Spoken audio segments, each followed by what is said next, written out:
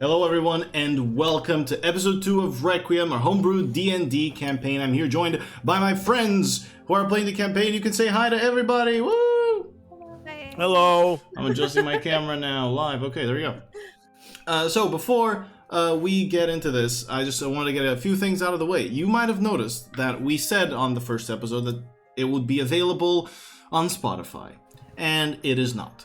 The reason for this is because we have found a better option to host our podcast format, and so we are currently transferring it over, which means we're going to have to wait weeks before the transfer is complete and before I can update things. So we lied to you.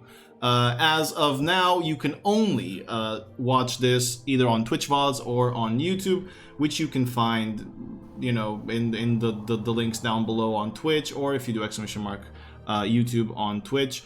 And you can't find YouTube on YouTube, because then you'd already be on YouTube, knowing that it's there. Also, just a small thing before we continue. This was the biggest thing that I wanted to get out of the way, but there's another.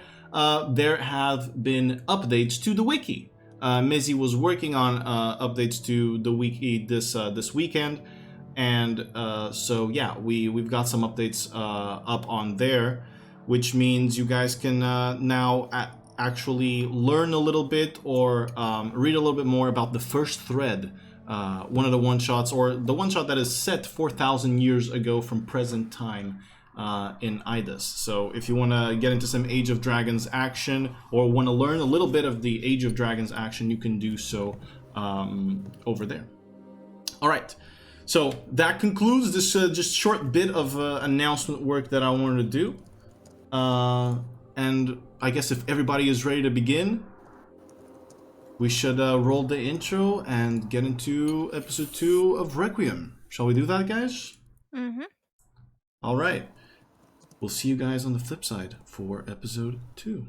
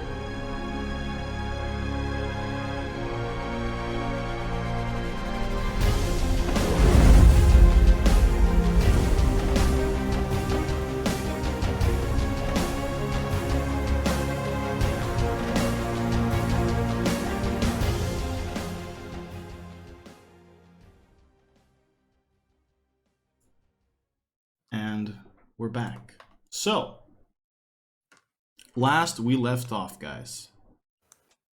Last we left off, Velox Mors had just been through some trials and tribulations, I should say. Last episode started with a dream, a nightmare that Violet had. One where her daughter, her friends, her family had been affected by a strange condition, a strange sickness. Their eyes had been gouged out, oozing black blood. She was not sure what to think of this dream, but one thing she knew was that her daughter would not meet that fate if it would come to her. From that dream, she woke up with a strange coin, a medallion of sorts, with a symbol, a bow made of roots and branches with a thin arrow pointing down, enveloped in chains. It was a strange occurrence, but one she ignored for a while she ran downstairs into her house to greet her family, who was alive and well. Grime, her Earth Genasi wife, and Ketri, her half-orc daughter. were both fine and dandy. After that, she was joined by none other than G and Vesper, her friends from Velox Mors, who entered her house for just a small bit of breakfast before they were shoved out by Grime, who wanted to start a workday. As they reached their workplace, the tent in the floats in the great city of Vulcan, here in the wasteland of Camille's Grasp, the red wasteland of Camille's Grasp, Grime had set some ground rules. It seems that, well, as a paladin of the Oath of Greed, Grime was indeed getting greedy. And her values, her code of conduct was not matching the code of conduct of the rest of Velox Mors. In fact, in their past assignment, the group thought they might have done something wrong. They might have turned in an important person, someone who was good, someone who should have probably been kept alive, and they turned them in to a strange cult that they don't quite know. Well, given that, our hero's starting to argue with Grime. But before that argument was complete, a bard appeared in their tent. A bard that wanted to join the group because they were so famous, and she was so eager to find new inspiration for her songs and her poems and her lyrics and her writing, and so she just really wanted to get in and sang a song to try to persuade the leaders to let her in. And sure enough, with a little bit of help from Ketri, who finally wanted a more joyful friend to be on the group, she managed to join, and so Emily joined Velox Mors. But after that, they were interrupted by an elven woman of the name Wiley Elix. She had a strange symbol on her chest, one that Emily recognized a tiny bit. A tree with enormous roots, with broken chains hanging on them.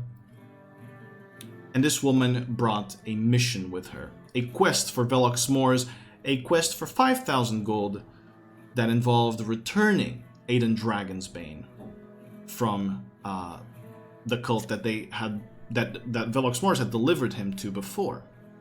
Well, Grime didn't agree with that price, but the rest of the group really thought that this was their chance at redemption. So, a family discussion ensued between Violet, Ketri, and Grime, which ended in the separation of Violet from the other two. Ketri, although she would have liked to be with Violet in this endeavor, recognized that if she left Grime behind her other mother, she would probably self-destruct, and so she stayed back to be able to take care of Grime.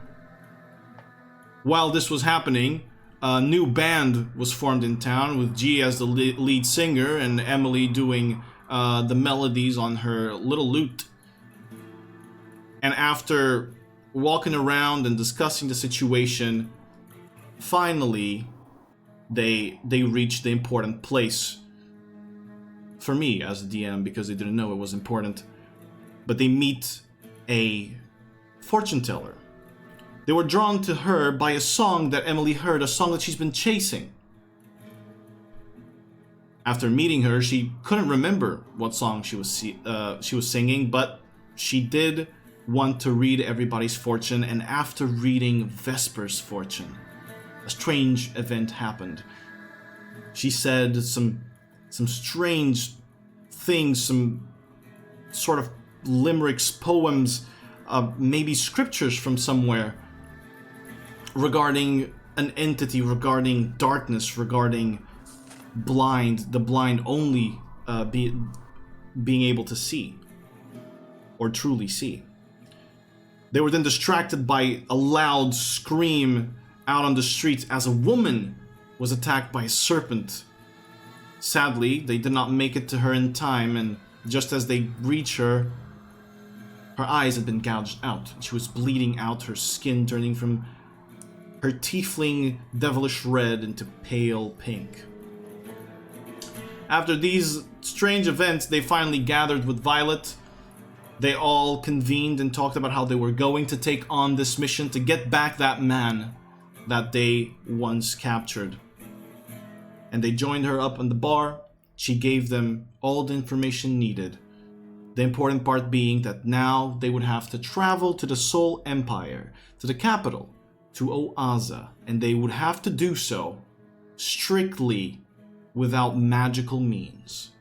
Her intent is to divide this evil cult's attention. They are aware of Wily, and she wants to keep it that way. She wants to draw their attention towards her. Apparently, this evil cult has been responsible for the capture of Pelindan, a free city in the northeastern side of Kaifem. And Wily wants to get the city back, and Wily wants to get her friend back, Aiden Dragonsbane. And Velox Mors is going to aid in this endeavor. They all drank together. G slammed his face on the table, falling asleep pretty quickly. It was about midday when this happened. Emily had just spoken to some bards, and Violet and Vesper were discussing some things outside.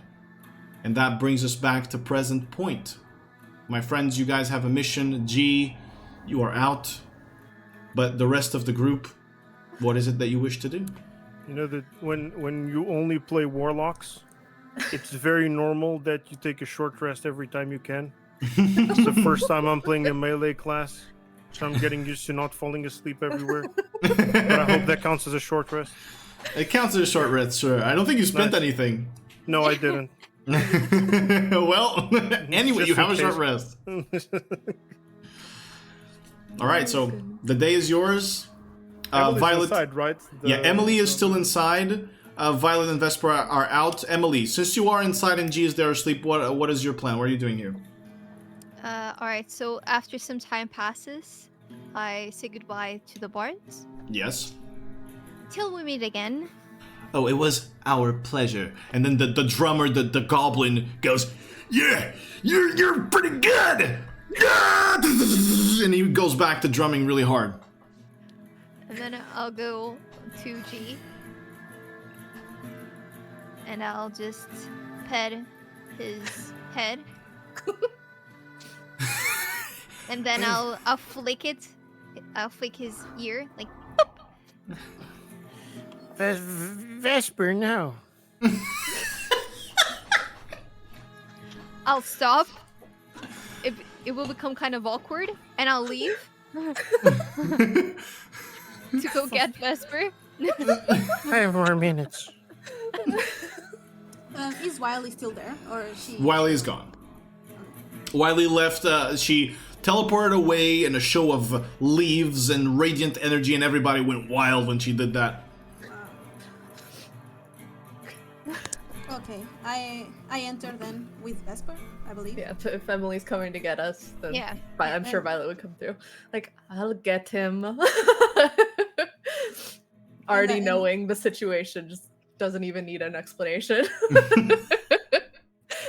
All right. Violet just says, "Velox Mors, assemble." God. You had to do that, didn't you? So Vesper will go in, she'll see G sleeping on the table and just scoop him up over the shoulder like a sack of potatoes. Alright, where to next? Okay, Are you still around. asleep, by the way, I'm G? asleep. Okay. Violet looks around, looks at Emily. Oh, you're still here. Yes, I'm part of you now. Okay. So, does Violet know? I mean, she and Grime probably have a preferred merchant to go to provide their stuff. All right. What are you looking for exactly? Potions and some kind of shenanigans. All right. That we can use on our travels. Or to Got fight. it. So if you're looking for potions and shenanigans, even technological shenanigans, the place for this would be the Chemistress in the Black Plume Heights. The Chemistress is an establishment ran by someone you know, or actually Ketri would know her better, but probably both you and Graham have talked to her before.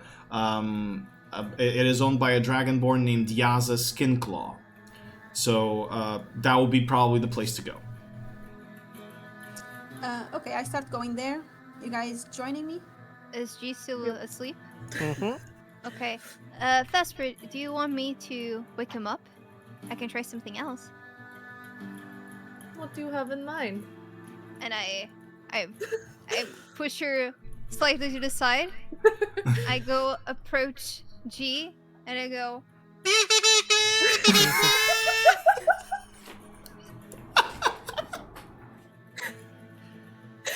G jumps out of Vesper's shoulder, jumps on the ground straight up. Sir, yes, sir. Good job, sir. We're moving out. Where, sir? Outside. And I start I'm going, sir. marching And he just starts outside. dashing down the street Oh dear. on the way to the potion shop. You actually notice that G is pretty fast for a little gnome, and you see his little tiny legs like kind of goes, and a little bit of dust is kicked behind him, as his legs are cartoonishly fast. But you guys, you guys Well, move that on. certainly lightened my load. You guys move on to, I assume, what is the Chemistress, right? Yes. All right. G unlocked Gear 5. He's now a cartoon.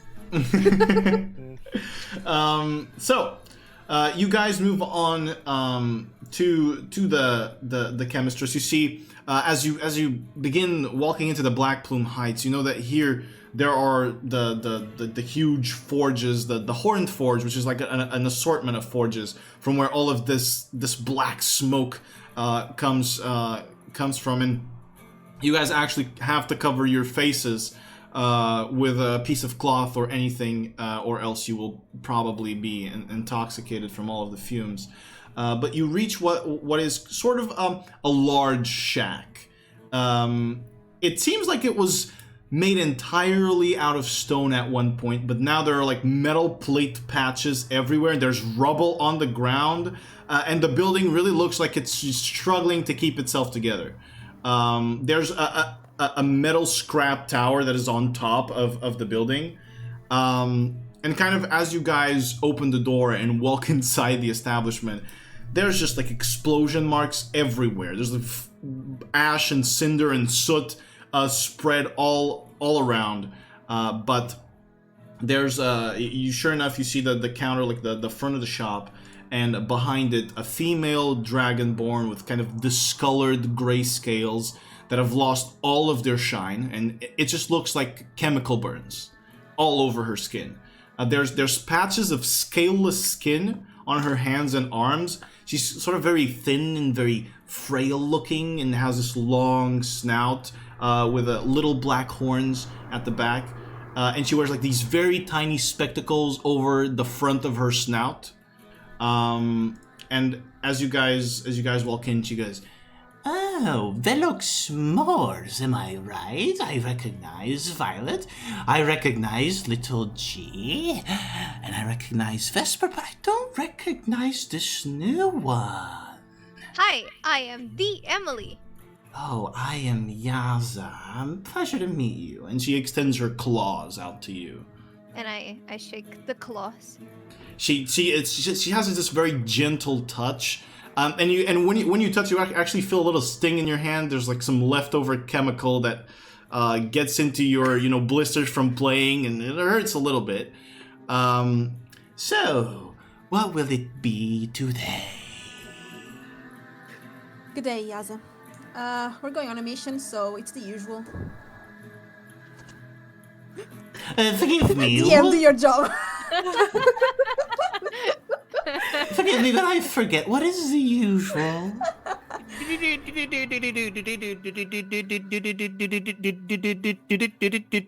Do you have potions?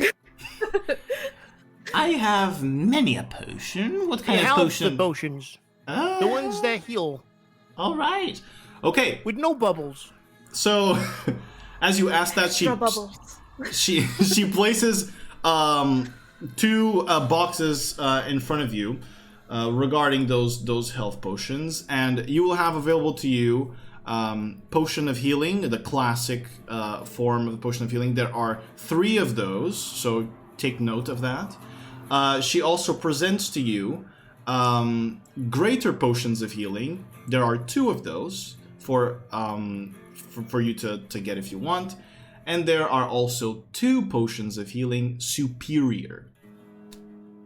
Do they have price tags? No, you would have to ask, but as you do, the regular ones are 50 gold. The greater are 125 gold. And the healing are 250 gold. The superior, excuse me, are 250 gold. Be taking 2 of the normal ones. No bubbles, please. 2 of the normal ones, very well. She grabs the 2 and drops them over to you. Minus 100. Yeah.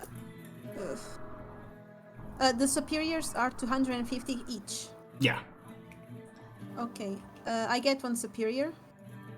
But you are only interested in health potions. Are you not interested in perhaps one of my better creations? We'll get there. Alright. She grabs one of the superior and gives it to you. Minus 250 gold. Come on, Yaza.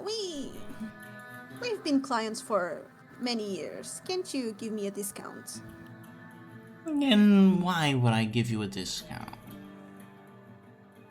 Well, I must say that you surely must be doing well, because you look especially beautiful and shiny today.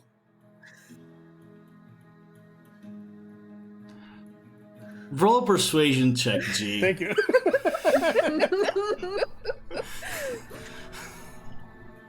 That's 16. That's a 17. 17, she goes.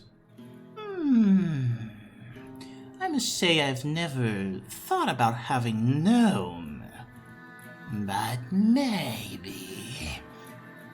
It isn't never too late. 225 to gold. have these gnomes. You said 225?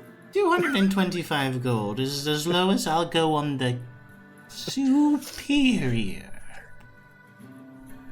Okay. You see her twitch her right eye a little bit, and then as you look at it, there's chemical burns around her right eye as well. Like the skin is just like of a brighter color there. Anything else? Oh, your voice is so beautiful. We're really trying today. May I Thank perhaps you. have a potion of healing, a regular one? This would be the last one. Of Yes. course you may. Thank you. That'll be 50 gold. Yes. There's 1 greater left, right? Or there's 2 graders. There's 2 graders still. 2 graders, 1 superior left. 125 for the greater, 250 for the superior. So, what the special potions do you have? And she goes in the back and opens this little armoire she has and grabs 2 potions and holds them, and then grabs another one, places the 3 down, and she goes, "This right here," and she grabs a flask that seems to have this like transparent liquid that has a feather floating inside. This like beautiful black feather that is rolling. "This right here will make you fly." Oh. And she places it forward. Then she grabs another one, and you see this inside of a sort of green liquid, but it's semi-translucent. You see a spider leg, a very thin spider leg. "This here will make you climb like a spider." And she places it in front of you. And then she grabs another one, and it's this like almost iron-looking liquid, and she places it forward, saying, "And this here, this will make you able to take any beating," and places it forward. I look at Violet when she posts that one on the ground, and I look back at the seller. How much for the flying one? 500 gold. Ah, I see. But you are a gnome, and you have, I have heard, a metal arm. Perhaps you're Yes. interested in technology. What do you have that doesn't cost an arm and a leg? Nothing. And Oh. she goes back and grabs two devices. So one of them, you see, is this green crystal. Kind of, it looks like a diamond, but it's greenish in nature, and it's surrounded by metallic rings, kind of like a gyroscope of sorts. And it's connected to these metallic rings, right? Like this wiring, these tubes. And she goes, "You place this on the ground, and for 1 minute, people around it will feel better. Their wounds gone, lessened. I call it the VRD, the Vitality Restoration Device." Oh.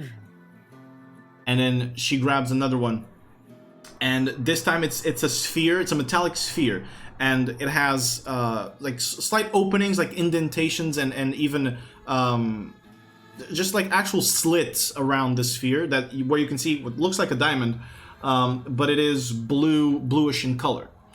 And she goes, "This here, you cast magic at it," and she throws something at it, and you see a poof, a flash. It looked like, I mean, you guys would probably not be dumb enough to fall for this, but it looked like flash powder, that the magicians use. You just throw in and make a flare. And then after you throw magic into it, it stores it. And you can then restore it to yourself later. And she places it forward. I'm But, depressed. oh, we will get there. My lizard lady. There is one more thing. I believe that a group such as yours would perhaps be interested in just plain old explosives. Do you Old got any any boom? Oh, and she from beneath the counter, she takes like sticks of explosives and casks of explosives and places them in front of you. And I'm gonna grab G by the back of his robe. All right, so on the Vitality Restoration Device, 900 gold. On the Arcana Restoration Device, 800 gold. And per stick or cask, 50 gold. I turn back to the group. What if we robbed Grime? No, I have a better idea. I'll remove the ring of my hand and I show it to her. What about everything for this ring? May I? Sure. I trust you. She takes it, and then you see her adjust the little spectacles on her long snout, like right at the tip. As she touches it, they glow.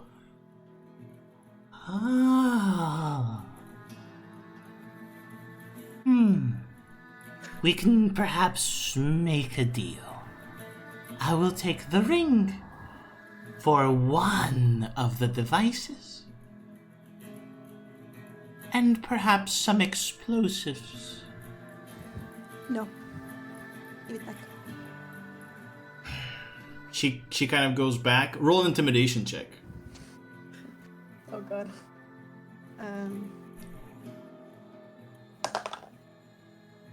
16.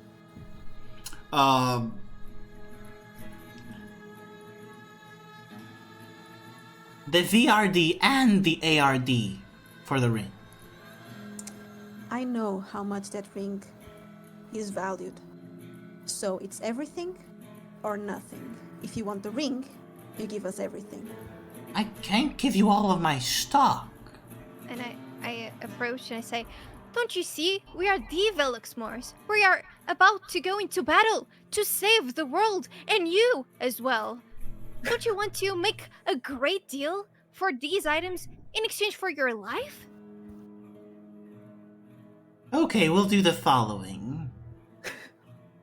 I will give you the ring, or you will give me the ring, for the VRD, the ARD, and 200 gold worth of explosives, and the last potion of superior healing. And the flying potion. You're pushing it. Well, to be honest, we are the Velox Mors. And if people know, we bought everything here before our saving of the world. You're going to have a lot of clients. Okay, but you do marketing. Okay, yeah. I will tell everybody, go here, talk to Yaza. She's beautiful dragon lady. Okay. She takes the ring, pushes 200 gold's worth of explosives. So whoever is taking care of inventory, you guys have. So that will be 4 units of explosives. It can be sticks or casks, however you guys prefer. Do you want sticks or you want casks? 2 sticks, 2 casks. 2 sticks, 2 casks. Okay, you guys. Wait, what's a cask? It's a cash. It's a little. It can be like a small barrel or a small crate of explosives. The sticks have a fuse, while the other thing doesn't. You take the potion of flying. Can someone cast fire? We'll find out, I guess. You can light it up if you want, So Yeah, but I got a light of cask. I gotta shoot at it. well, you guys figure it out. Use your little gnome legs. You run up really fast, light it, and run away really fast. It doesn't have a fuse. You do it like in Monster Hunter. You hit it and it Oh, explodes. surely that's why I bought the potions, anyways. So True charge slashing. okay, so to be clear, we have that. We have the potion of flying added, and another potion of healing superior added. So take care of that and distribute the potions however you see fit. Yes? The crate of explosives. Yeah. Is it all wooden or does it have metal? It is wooden, reinforced with metal. Okay. It has the corners are reinforced with metal and all around. Shatter. So, Jesus. Oh no. so another thing, you guys can go on D&D Beyond and add the Vitality Restoration device to whoever has it, and the Arcana Restoration device to whoever has it. I would say, particularly, G would be interested in this, in these items, because there's some parts there where he would be useful regarding him. So if you want to check that out, G, on D&D Beyond. It's Vitality Restoration Device and Arcana Restoration Device on your inventory. You can check it there. I would say I keep one of the explosives, maybe Vesper. Yeah. As well. And the other 3 you guys can keep it on, or for G or for I wouldn't trust him carrying Emily. those. I'm good. Okay, so another important note regarding these explosives. If not, given any extra stuff, if not, fucked with, these deal raw 1d10 fire damage each. Okay, both the sticks and the crates, 1d10 fire damage each raw. Can I tell them why me holding the devices would be useful? Yeah, for sure. So each one of the devices, once they're destroyed, they can be repaired for 150 gold with tinkering materials and a 300 gold diamond in a successfully tinkering check. If the check fails, the tinkering materials are lost. But basically, I can restore them with gold and diamonds. Exactly. Okay. Okay, Because so I added those 2 to my bag. I added the 2 potions of healing I bought. okay, I think good. that's it for me, right? If you don't wanna, if they don't give you anything else, yeah. They can hold the explosives, I guess, because anything like it can just give it to me. Yeah, I can keep 2 explosives and Vesper another 2. Yeah. Okay. How do I have the explosives on D&D Beyond? You don't. You just write them on your inventory. So just for clarification, Vesper, you will have to hold the sticks because the crates fit in the bag of holding that that Violet has. But you would have to hold the sticks in the pocket if you want. So Emily, you have 1 potion, right? Yes. So there's you guys have also have 2 superiors. So decide who gets to keep both of those, or Okay, I already have 1 superior. So you 2. Violet doesn't have any potions. No, I mean, Vesper. Vesper. Yeah, I can take the other one. And the potion of flying stays with Violet. okay. With me? Yeah, you're holding the item. Okay. It's superior, right? Not greater. Yes, superior, Superior. the highest, most potent kind. Sorry, I was kind of away from the mic. I don't know if that was different. Oh, this is fine. All right. So, are you guys all caught up on inventory stuff? Yeah, don't have much money left. Okay. There. So, as a question, as a point of order, do you guys want to do anything else regarding shopping? You want to go anywhere else? I'm broke. So no, I'm good. I'm not. Gotta start killing and looting people to sell things. Oh, I need to remove the ring. Oh, gee, I forgot. Sorry. You also, because this was from the one shot you probably don't remember, but I have a belt. there is one way for you to set off the explosives with someone that you know. There's a goblin in town called Yurt Boomfist from Boomfist Handhelds who sells guns. So if you want a way to set off explosives that is simple, you can go buy a gun at Yurt's place. How much is a gun? Just a regular pistol would probably run you at like 150 gold. You're not proficient with it, mind you. Yeah, I don't think that's a good idea. But you can get a gun if you want to get a gun. I'll just tell Vesper to fire breathe or something on it. Does she have fire breath? No, she's a not lizard a folk. dragon. Same thing. Y'all look alike. Damn, dude. That's not all right. You're lucky you're Gramps and she loves you. True. See, for how old G is, it's normal that he's kind of racist towards dragons. My fucking God. Okay, let's cut that out right here. All right, so Are we ready? Back in the good old days, dragons and lizards were the same. they were called dinosaurs. I trip him with my tail. I do a backflip and I stand still. Roll an acrobatics check.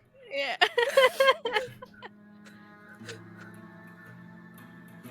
17. Damn, he actually does. All right, so What was in that ale, Gramps? The acrobatics, that's next. Come on. what you guys want to buy a gun? Or you guys want to do anything else? Or are you guys ready? No. I can't think of anything. You guys ready? Let's go on an adventure. Goodbye. Yeah. Goodbye. And I wink at her. And she slides the ring on her ring finger. She disappears. No, she just gets a +1 to her AC and saving throws after a while. After a short rest. Yeah. She's just short resting all the time. Okay, let's go then. Right. To Oaza. To Oaza. So to Sogak first. All right, so for this, guys, there are travel costs. First of all, you guys gonna get a... Do you guys want to get a cart? Is that something that you're interested in? What's the cheapest? Well, that we know of. for a cart, if you give me just a second. Yes, there we go. For a cart of Gergafil, which are pretty much these sort of like gray-skinned beasts with small little trunks and just straight tusks coming out of their mouth. They're kind of like a strange like mix between a rhinoceros and an elephant. For a cart of 2 Gergafil and rations and food for them, which they don't need a lot. They are actually quite self-sufficient and last a long time with no food and water. They're native here to Camille's Grasp. That would run you about 35 gold. Oh, cool. I think that's fair. All right. So 35 gold for a cart of Gergafil. Of 2 Gergafil. How many people can ride the cart? All of you. Okay. And maybe probably like 2 more people actually would fit in this wagon. You can even have a cover for it if you pay 36 gold. You can have a cover added to it to provide shade. But we travel alone. We're Velox Mors, for fuck's sake. There you go. Okay, so give me one moment because you guys are about to travel, right? So, my friends.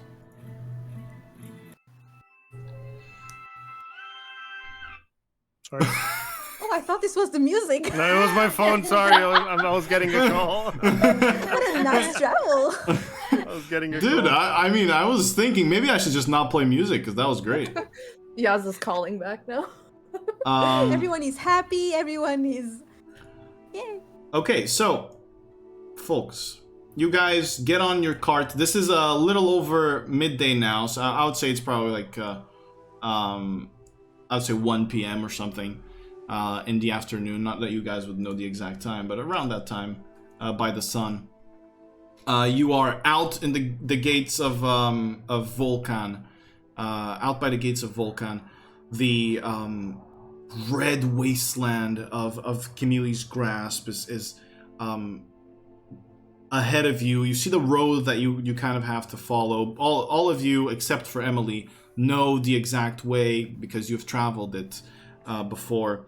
The sun is shining bright in the sky, and the searing heat causes, sweat to begin accumulating under your armpits and, just above the butt crack for G, probably. The red wasteland is just sprawling ahead, and there are you can already spot from this distance these like strange, large, and vibrant colored fungi, and as you look out in the distance, you even see the little squiggly lines on the horizon signifying the heat. But this is going to be your first day of travel. Is there anything that you guys want to say to each other before you begin the journey?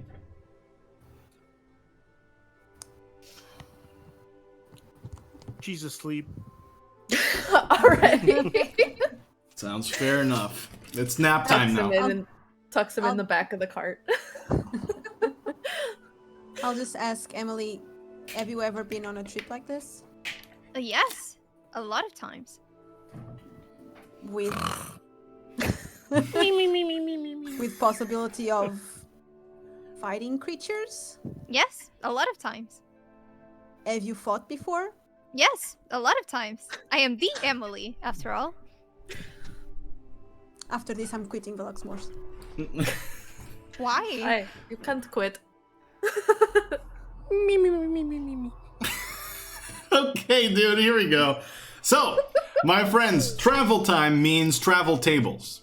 So, I'm gonna need... this journey is going to take 10 days to reach the Ash Caldera. When you reach the Ash Caldera, you will then take a ship to cross it. The Ash Caldera is kind of this volcanic caldera that is filled with water. It will take sort of like 3.5 days to cross it by ship after you get there. But for the first 10 days of travel, the way we're going to do this is you guys are going to have...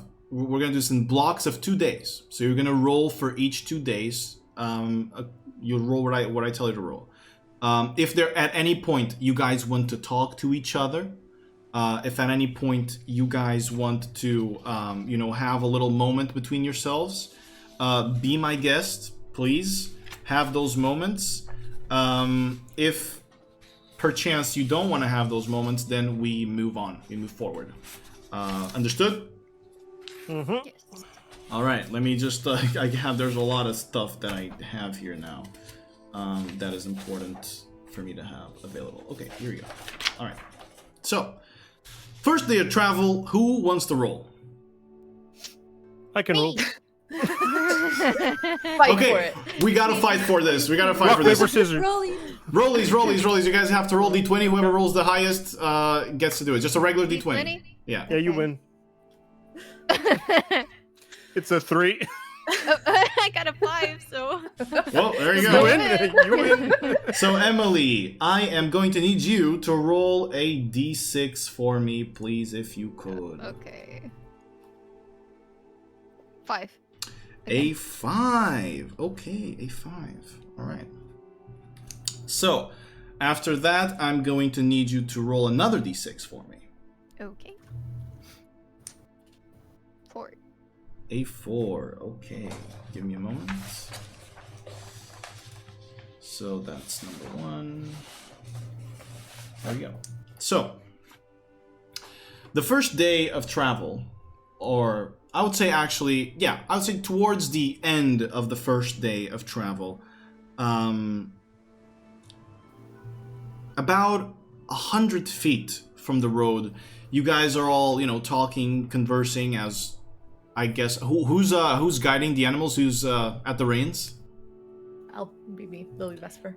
All right, Vesper's at the reins. Vesper, you spot 100 feet away from the road, sort of towards the west, a band of vultures hovering over a large carcass as the sun kind of shines bright on it, and the heat is carrying. Yeah, your lizard folk knows probably detect this. Like you can taste the air as a lizard folk, and it tastes like decomposition. Bodies. What do you guys do? Do you tell us? Yes, I would tell you guys. Be like, Violet, and point at them like, there's death in the air. Shit. Do they notice us? Roll a perception check. I don't wanna. You have to now. Natural 1. Violet is just what? I mean, you're looking, but the smell is kind of getting to you now. So 100 feet off the road, you can't really see what they're hovering above of, because it's covered by the rocky formation. So you would have to probably move a little bit forward or go over, get out of the wagon and go over to check what it is. Well, Do we want to check, or can we just move along? whatever it is, it's dead. And the birds will probably not gonna like if we mess with their food. I What about think their it's, size? I could eat you. I think it's better if we just move along. Or do you want to fuck some birds? Calm down, Gramps. I wouldn't want to fuck the birds. I don't want to say I'm that. glad to know that. But if there's dead bodies, there might be some loot as well. Can we notice what the dead bodies are from this distance, or no? Are you- they animals? Are they people? Okay, I mean, maybe Vesper would know this better. Vesper, can you give me a nature check, please? Yes. Not a very high DC for you because you've lived in the wild. 13. A 13. Yeah. On a 13, first of all, necrophages would probably run away from you. And in the case of these vultures, they don't seem very big. I mean, you don't feel threatened. You've lived in the wild. You don't feel threatened by those in particular. But I mean, whatever they're hovering over surely is dead. Could there be predators above or around? I mean, if vultures are already getting on it, most likely not. Because Do we know if this road has a lot of merchants, people, or if the road does have a lot of merchants that you know of, yeah, and it is the most traveled road in the entirety of the Grasp, because this road connects Soguk, which is the southern port of Ipsa, the southern port city of Ipsa, and thus it connects this southern section to the world, to the rest of the world. So there's a lot of people traveling here, moving to Vulcan, moving to Kalma, or the Twin Cities, actually. So, you know, definitely. We could try to get a little bit closer just to see what's there. Well, I'll stay in the cart to protect it. Smart move. All right, so who's moving in to check? I can go. I'll go with Violet. All right. I'll stay. Are you guys going stealthily? Stealthily, yes. Okay, So, so yes. both of you roll stealth checks for me, please. I'm gonna roll with the new dice. If you see anything, scream. Don't scream. So Vesper, what'd you get? Dirty That's 20. Okay, wait. So Vesper got a natural 1, right? Yeah. Okay. So you guys approach as you're climbing up the rocky formation to look past it. Vesper, wait. Actually, you have claws, right? Yes. So this would not work. Well, let's just say you toot. So as you're walking up, you let out a little one, and you see the vultures. Kind of they acknowledge your presence, and one of them kind of flies away as you guys are approaching it. But climbing up this rocky formation, you can see a carcass of a large toad, about the size of a horse. It's about the size of a horse, and it is upside down. No. It's not Roberto. That's fine. Is it pink? It's not. The belly is ripped apart, and its guts are like just spread on the ground. On its back, you can kind of see from here, there are these like giant dark red warts. But to know a little bit more, you'd probably have to get closer. Okay, the moment I see that, I probably tell Vesper, run. Yeah, that's Not worth disgusting. it. Not worth it. Run. Actually, if you will allow me to give you a little bit of extra information due to the 13 nature check that we have from Vesper, you know that this is a Kokulu toad. And Kokulu toads, their warts are actually very valuable. Oh my god. Actually. But do we have any? Yeah, well, we have to throw it into the bag of holding, right? You can remove the warts. You can try to remove the warts from it if you want. How big boy. are the warts? They're about this. They're about the size of, I would say, like a handball ball. You know, the actual handball. They're about the size, or a football, an American football. They're about that size, but you know, round. Okay, sure. I'll try to remove one. Vesper, stay there. And don't fart, please. I'm sorry, it was the ale. Do you have a dagger or any tool that could possibly assist in removing it? Probably need something sharp to do it. I actually don't. But I was hoping with my right hand to give a little of bzz. That would actually, sure. You can try to do that. Pop it. Do you want to go there and try to give it a zzz? Yeah. All right, you move over to the toad. The vultures they're still circling around. They don't, some of them scatter away, but there's still 3 or 4 circling around the body. You reach it, and as soon as you get there, you see that the crevices and the red warts on its body, because the body is also full of crevices and like little wrinkles. You see that these are filled with fungi. And one of the warts is actually broken, and it holds kind of a pus, sort of liquid that emits a very potent smell. And what you were smelling is not the decomposition; it's the wart. You would know, Vesper would know that the toad bursts the warts intentionally in order to defend itself from predators. There are some of them that are burst. But, so you are going to try to zap one of them. Alright, I'm going to need a dexterity check from you then. Straight dex. Yeah, straight dex. 10. 10. It splashes all over your face. It stinks. It stinks. It's probably the worst smell that you've ever smelled in your entire life. You take 3 points of poison damage. And actually, wait. Yeah. And 7 points of acid damage. Oh my god. As it begins singeing your skin. Throw up. So you see Violet in the distance just puking next to the toad. Like with my hands on God, my I'm way, not a on my sympathetic waist. puker. Can I see her from where we are? You'd have to climb up the little rock formation, or I mean, you can go with the cart a little bit further to just try to curve around the rock if you want to. We were standing still. We were standing. Okay. I say, I'm done. I am fucking done. I'm going. And I just go to the park. Vesper, you see Violet really mad, moving through you, and her hair is pasty. Her face just smells. Why do I do this to myself?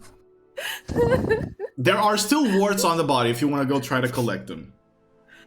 I don't have anything. I mean, my claws are sharp. Does that count? Your claws could work. The DC would probably be a little bit higher, but your claws could work. Do you want to do it? Judging by Violet's reaction, I'm no. Just leave You're not it. going to do it. Okay, you're going to leave it. Okay, it's not worth the money. you go back. As I pass by Violet, I hand her like my water skin and be like, "Here, wash yourself off." Violet? Violet? Hello? Oh, did we lose her? I'm sorry. Sorry.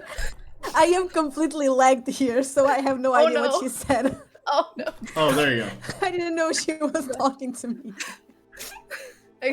Vesper gave Violet her water skin and told her to clean herself off. Oh, okay. Thank you. We're going, by the way. We're going. And I just clean myself. And I say to her, let's pretend this never happened. Not a word. Okay. So that was funny. It's not gonna be suspicious that you show up smelling like shit and full. So Violet and Vesper get back to the cart, and G, you were tucked in a little bit of sleep, right? You wake up instantly with the most intense sulfuric poop smell that you can. Emily. Did you toot then? No, I think that was you. But also, I think it's them. Mine don't smell like this. How did it go? What happened? They don't taste like Nothing, this well- either. Nope. Don't worry about it. Can I notice if Violet is? She's wet. Okay, but clean. Yeah, but clean. And stinky. And stinky as shit. Okay. So without her say anything, can I cast Prestidigitation to clean her? You can. That would remove the smell if you do it. And so tell us how does this happen? So I start just playing it on my lute. A very simple and clean melody. And then you kind of see some wind just leave the lute in Violet's direction. All right. You feel a little breeze move to the back of your neck, Violet, and the smell seems to kind of wash away. Do I notice it's coming from her? Are you trying to hide this, Emily? No, not at all. Okay, you notice that it's her playing that's causing this, yeah. Thank you, Emily. I nod. All right. I get close to Emily. I look her in the eyes. You see, there's like G is making like a very effort-like face, and I fart. See? They don't smell like that. I almost throw up a little bit, but I hold it in. Yeah, G, that's because you're used to the smell of your own farts. Oh. God, this is the I theory. try to taste the air. It doesn't taste the same either. Okay. Start ignoring G. I go back and I sit. I All sit in the right. front. Shall we continue? Yeah. Yeah. Can I let G air out?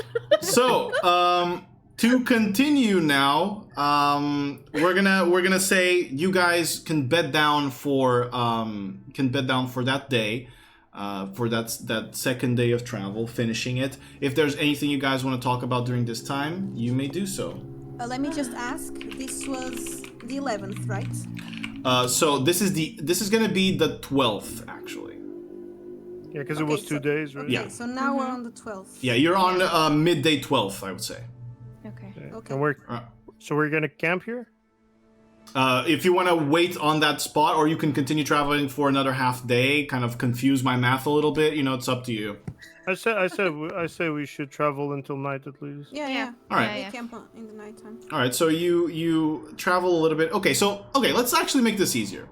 So let's just say this traveling actually takes 10 and a half days. So you do half day first, and you camp, and then you just do everything straight after that, and this way it's easier. So, Okay, DM. Okay. so, dude, don't make me do this math, please. So the way that this is going to go, so that's going to be 12, and then 2 days, 14th. So right now is the end of the 14th of Isari as you guys sleep. So, anything you guys want to discuss during this camping time? Are we like around the fire pit or something? However you would like to make this camp, it's up to you. Under the stars, around the fire pit. Singing Kumbaya. So, Emily, why do you keep saying you're D Emily? We don't ever heard about an Emily. Why are you D Emily? Because there's only one. No, there's not. I knew a gnome, and her name was Emily. But she had a last name. No, it was Emily. No, I'm pretty sure it was not. I Like trademarked my this. name is G. Is it just G?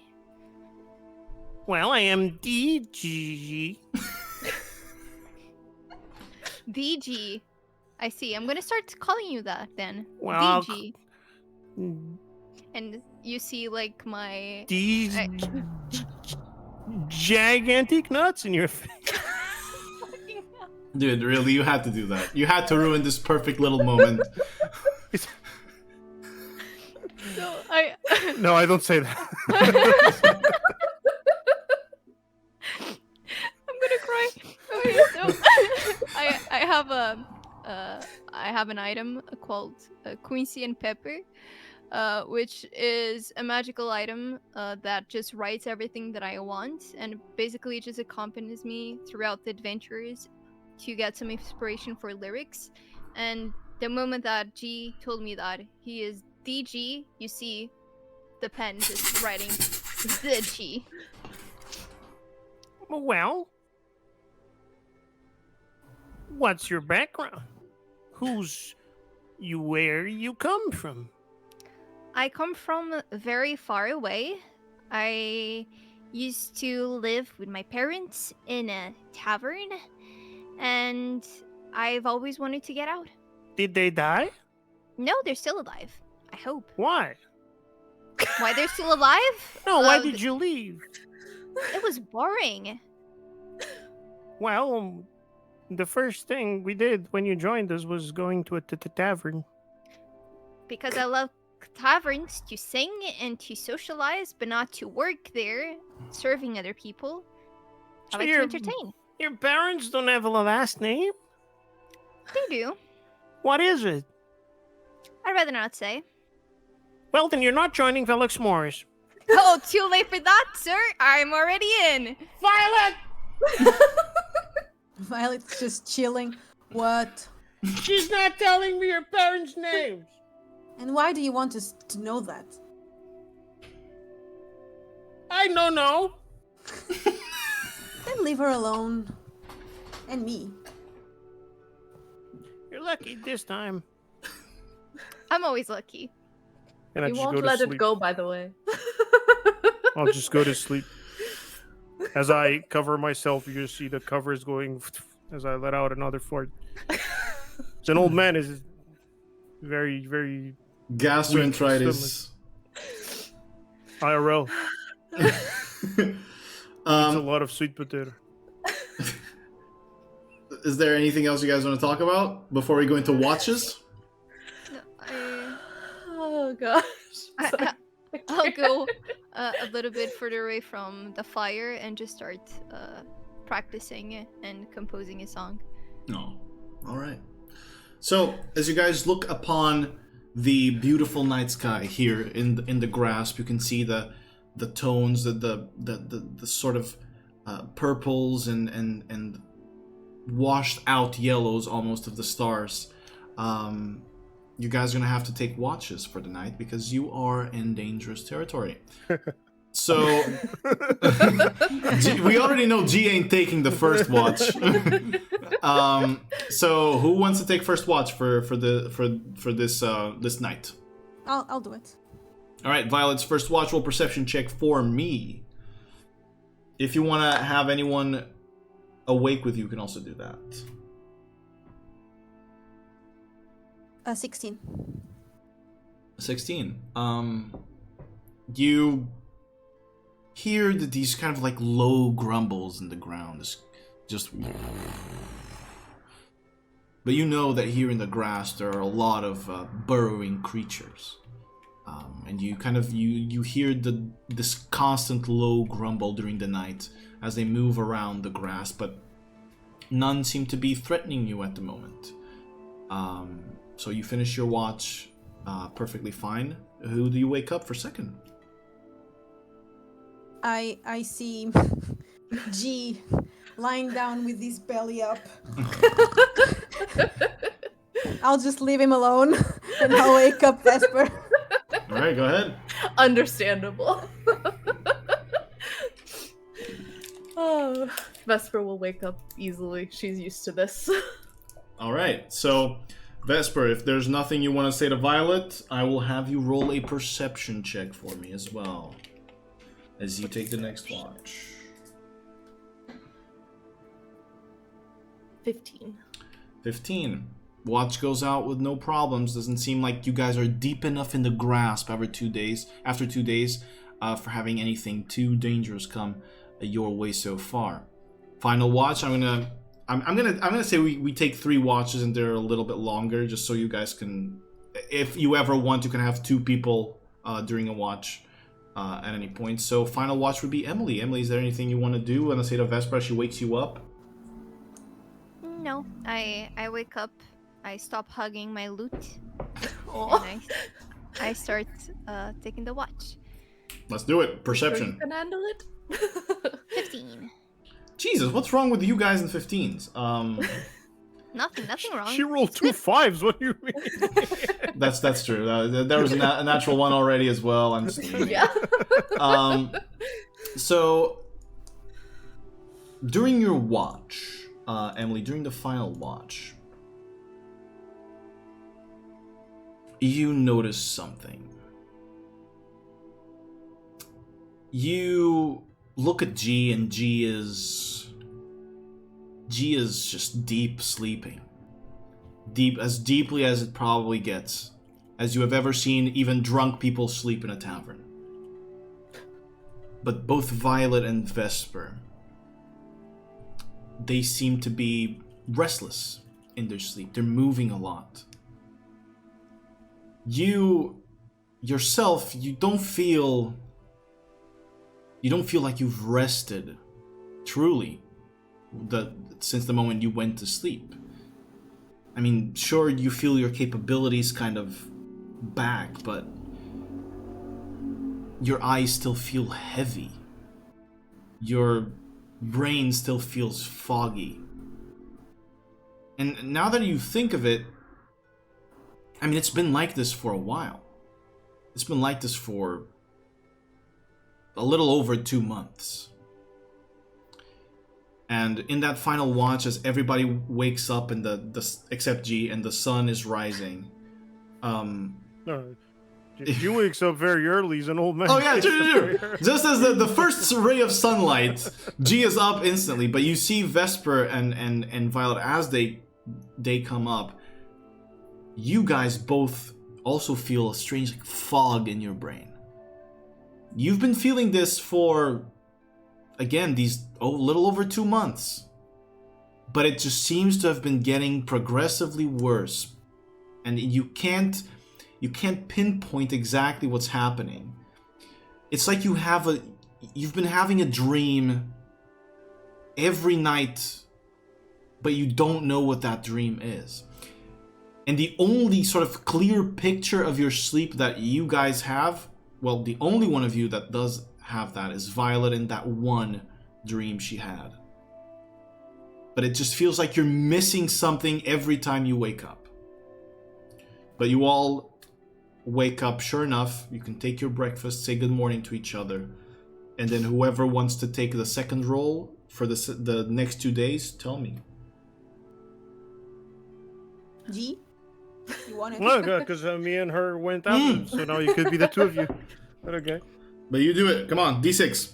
12. Oh, it wasn't a D20? No, it's D6. 12. I thought first was a D20. Dude, you're those people from your TikTok. Oh. 2. A 2. All right. So a 2.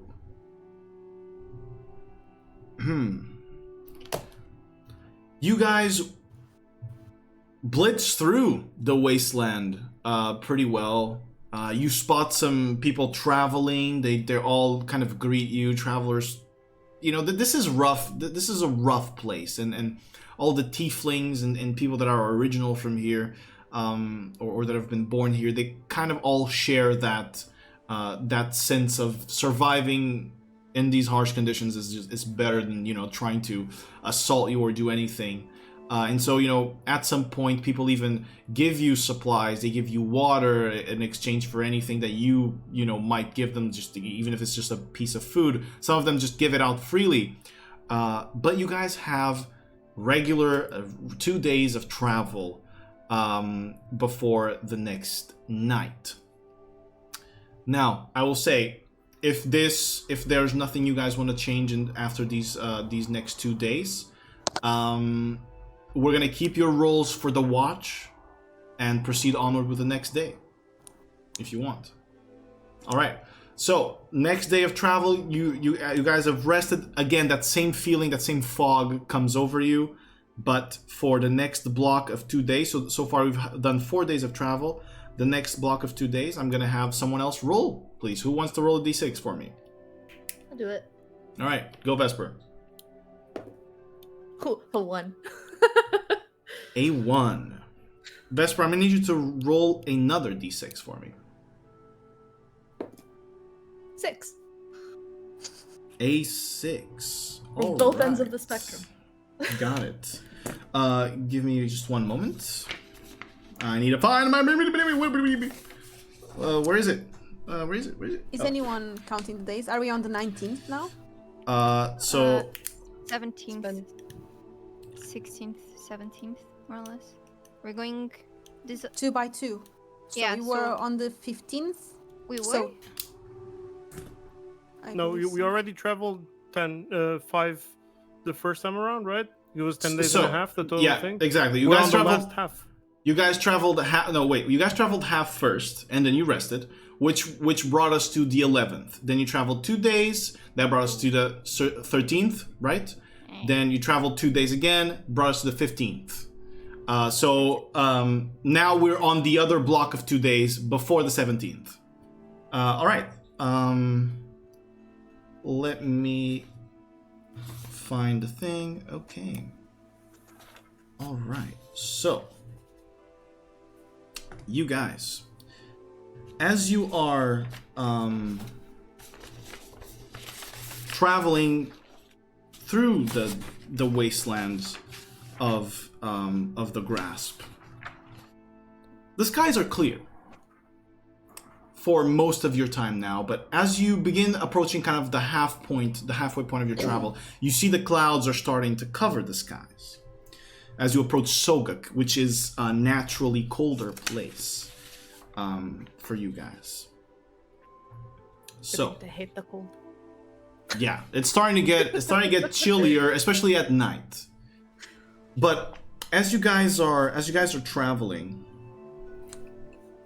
the clouds seem to still let through a little bit of rays of sunlight. I'm gonna need everybody to roll a perception check for me. 13. 12. A natural one. Okay.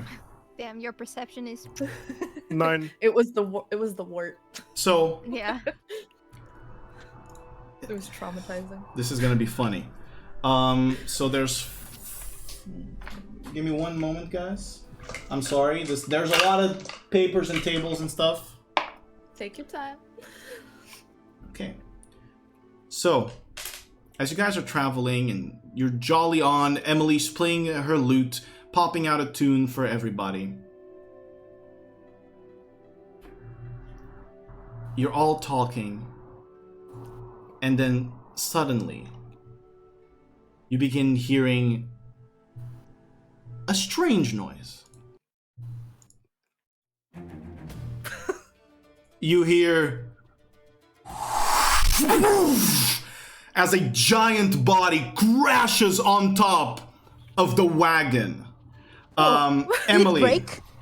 we'll talk about that in a second. Emily, I'm gonna need you. I'm gonna need you to roll a dexterity saving throw. You have to beat a 17. We're dying! 15. A 15. Give me a second. All right. So, let me find. Where are my d8s? Where are my d8s? Give me a second. 2, 3. I need another one. Okay. So, thanks, G. I appreciate it. 10, 18.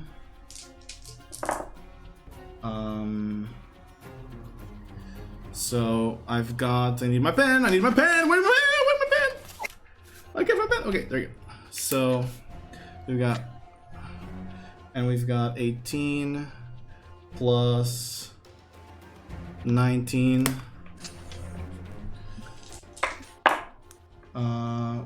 Plus 6, 9, 11 plus 11. 8. Are you guys okay? I can't see shit. You just wait. You just wait. I'm just making some. We're pausing. Sure you time. don't have any pustule in your eyes? I'll deal with you guys in a Something second. in my eye. It wasn't me. What? Actually, I'm gonna need all of you to roll dexterity saving throws for me, Oh my please. fucking. Oh my fucking. Dexterity.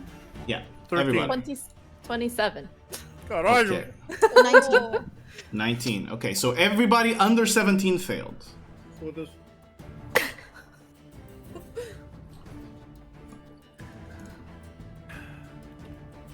Okay, so Emily and everybody else. Emily, you take 61 points of bludgeoning damage. 61? 61 as a huge, and you are stunned, as a huge crater opens up. You guys are all kicked away, and you take, the ones who failed are going to take 18 points of bludgeoning damage. Whoever succeeded takes 9. Well, like, You take 61, Emily, as you see this giant cloud of dust. And then, as you guys finally are pushed away. You're knocked back from this explosion. You see a small crater is formed, and this giant, gargantuan bird, black bird with red eyes and this kind of stone beak, emerges from the cloud. I'm gonna need everybody to roll initiative. And I'm gonna need you on the map to place your disposition here, if you could. Don't forget to add your initiative plus if you're using normal dice. Oh, 6.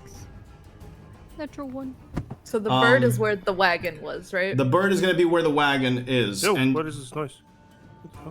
you guys can place yourselves kind of, if you guys can place yourselves kind of where you would be kicked out. So everybody else is gonna be kicked away. Whoever failed is prone.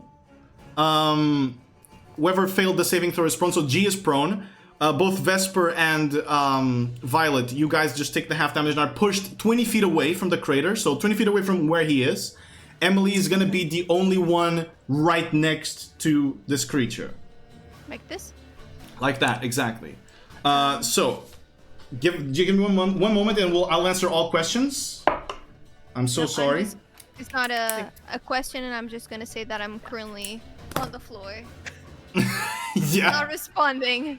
Oh, are you unconscious? Yeah. Oh She's shit. stunned. Oh, you're No, unconscious. no, yeah. All right. Yeah. She's going 61 for is a lot. TPK.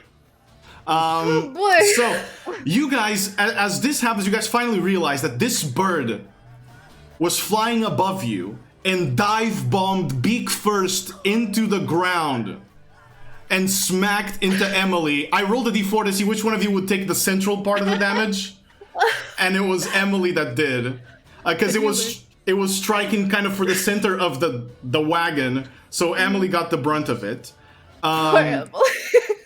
But it raises up. Let's talk initiative. So, who from 25 to 20? Anybody?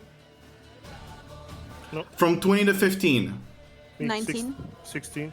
Okay, so Violet. G, what's your dex? My dex is 16. Okay. Then it is going to be Vesper, and then Emily, who is unconscious. So, top of the round, Violet, it's your turn. You see this creature screech out this kind of echoing strange bird noise that I can't possibly mimic correctly. What are you doing? Okay, I see Emily on the ground. Yeah. Probably with her eyes closed. Yeah. I immediately run to Emily Okay. and I give her a superior healing. Right, so that's going to be your action. Go ahead and roll the superior healing, if you could for me. To go there. The superior healing is 84 plus 8. I'm gonna roll here. Got it. Ugh.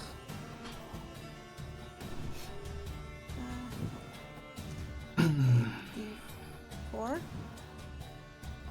28 healing. 28. Alright. You come back to life, Emily. Your chest kind of was crushed from the beak of the creature smacking into you, but it magically just restores itself as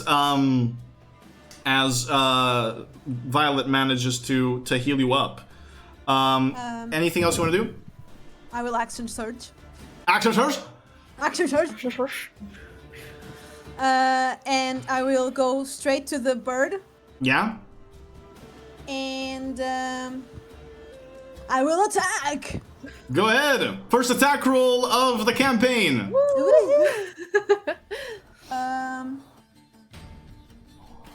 Actually, no. Your first attack roll was to punch Grime. True. Oh, true. Domestic abuse. Okay. I will do 2 attacks normally. Got it.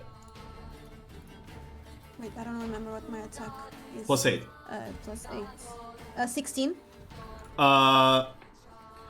A 16, as it is facing you and facing Emily, you go to punch it and you see it lower its beak and block it with the stone of the beak, and you feel like you're hitting a rock, and you don't manage to get a hit from it as it blocks it with its face. Another 16. Boom, boom, you keep punching the beak, but it's not breaking. It's tough and it's moving around to adjust to your punches. It's actually a lot quicker than you would think. Shit. I'll try another one.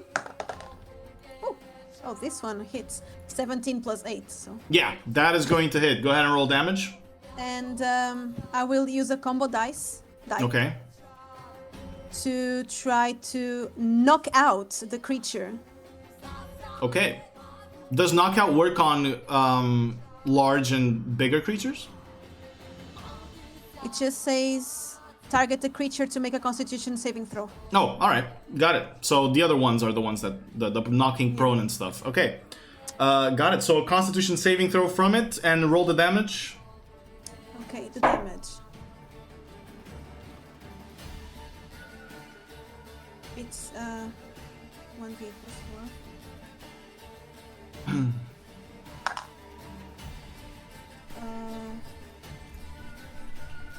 It's 6. Wait. It's 6 plus.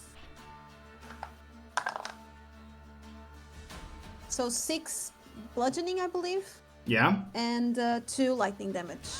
6 points of bludgeoning, 2 lightning damage. So this was a left-handed punch. It rolled a 13 on its Constitution saving throw. He rolled what? 14. Excuse me, 13. There you go. Then 13 fails. And what happens? He is now, I believe, incapacitated until my next turn. All right, so you can't take any actions or reactions. So you see Violet punch the beak twice, but as it baits him to go one way to protect itself from the next attack, she strikes at the chest, kind of trying to aim for the heart of the creature. And as her left hand delivers this electric shock towards the heart, the creature falls down or crumples a little bit onto the ground, trying to flap its wings as it can no longer take actions or reactions until the end of your next turn, right? Yeah, and I say to Emily, run. Okay, got it. That ends your turn. G, it's yours. I would like to rage. All men rage! So you're gonna get me a... Do it! Do Go on. Gotta let out a barbaric rage. You hear G getting up, so it's he has to get up, right? He's prone. Dusting off, clicks on the staff, turns into the hammer, and he just fucking all right. runs. Roll on the rage table. Where's my rage table? On the Rage Overdrive. If you click Rage Overdrive, you'll have your Rage table appear Right. on the right. And it's a D4. Yeah.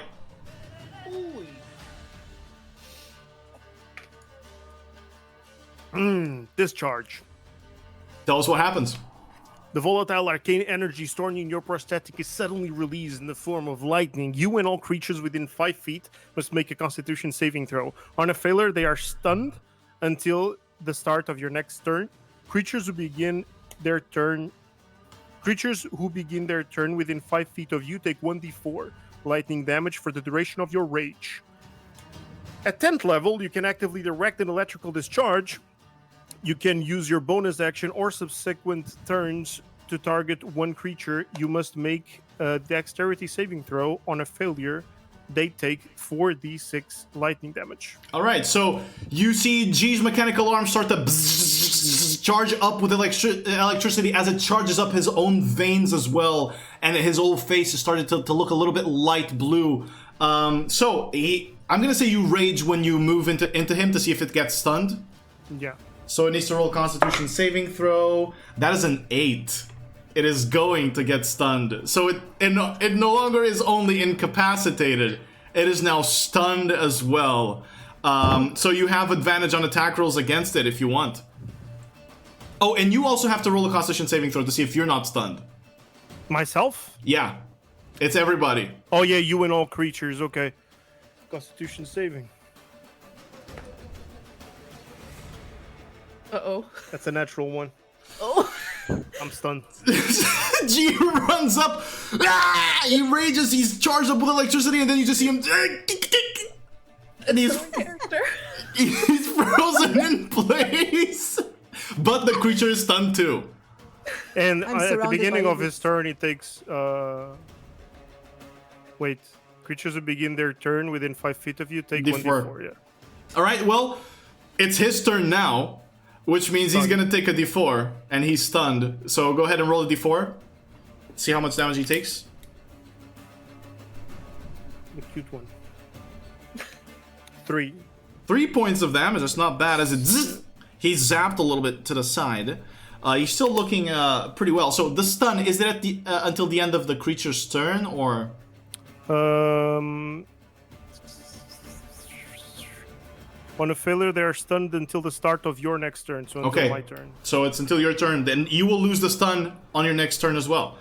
All right, G and the thing's turn have ended, which brings us to Vesper. It's your turn. Okay. And this Vesper is going to run around to the back of this little bastard. All Or not right. so little Don't bastard. forget, you spend half of your movement speed getting up. I was But she prone. succeeded. I succeeded. Oh, on okay, the okay, next okay, time, okay. yeah. And plus, I'm a monk. I can move 50 feet. I can go far. True. So, with that said, I'm going to give it a whack with the staff. Give it a whack with the staff. You have advantage because it is stunned, and because you're flanking, and because of Everything. 25. 25 hits for sure. You can go ahead and roll your damage. Oh, are you two-handing or one-handing it? That'll be a one hand. All right, So it'll then be 8. that will be 8 points of damage to it as you whack it across the back, trying to sort of, break a bone somewhere near the tail of this thing, the feathered tail. You whack it, and it can't even move to react to the whack because it's stunned and currently electrified. What else? And I will kick it. You'll kick it. I'm gonna kick it. Oh no, actually, Put the Oh. staff down and then kick my feet out at it. Got it. This is still your action attack, right? Yes. Okay. 27. 27. It hits. Go ahead and roll damage. Wow. 8. There it is. So, okay. So you stand on your staff, kick it. It still can't react, but it's taking damage. That's the point. And then we'll go with the flurry of blows, of course. All right. Bonus action, key point, spend flurry of blows, hit it twice. Bop, bop. Go. I'm There, Natural natural 20! 20. There you go. So That's let's the roll first one. damage for that one. Yeah, let's do it. Big numbers, 7. big numbers. 2. Let me see. So it's a 4. So it's 4 plus your modifier, which is 5. 9. So it's 9 points of damage. Huge. Describe that natural 20 to me. How does that happen? So after I did the little kick thing, I flipped it and whipped it with my tail. Oh God, it's a tail whip. Yes. All right, you flip and you hit it with your tail. You still have another one? Yes, one more. Let's go. 19. That hits, definitely. And damage. 7. Awesome. How does that look? That one's just a swipe. All right, so you flip back, you land on top of your staff, kind of Karate Kid style, and you just swipe at it with your claw as you then jump down. I mean, you see the slash marks, you see the blood flowing from you. You sense that you've crushed bone from this creature, but it still looks pretty healthy after this pummeling. Is that your turn, Vesper? That is me done. All right, Emily, it's your turn. Alright, so before I move away, I turn into the bird and I start doing a cantrip Okay. called Vicious Mockery. All right. Time for revenge. And I go, "You're so big, Your mom abandoned you. And What saving throw is that? Wisdom saving throw. A wisdom saving throw.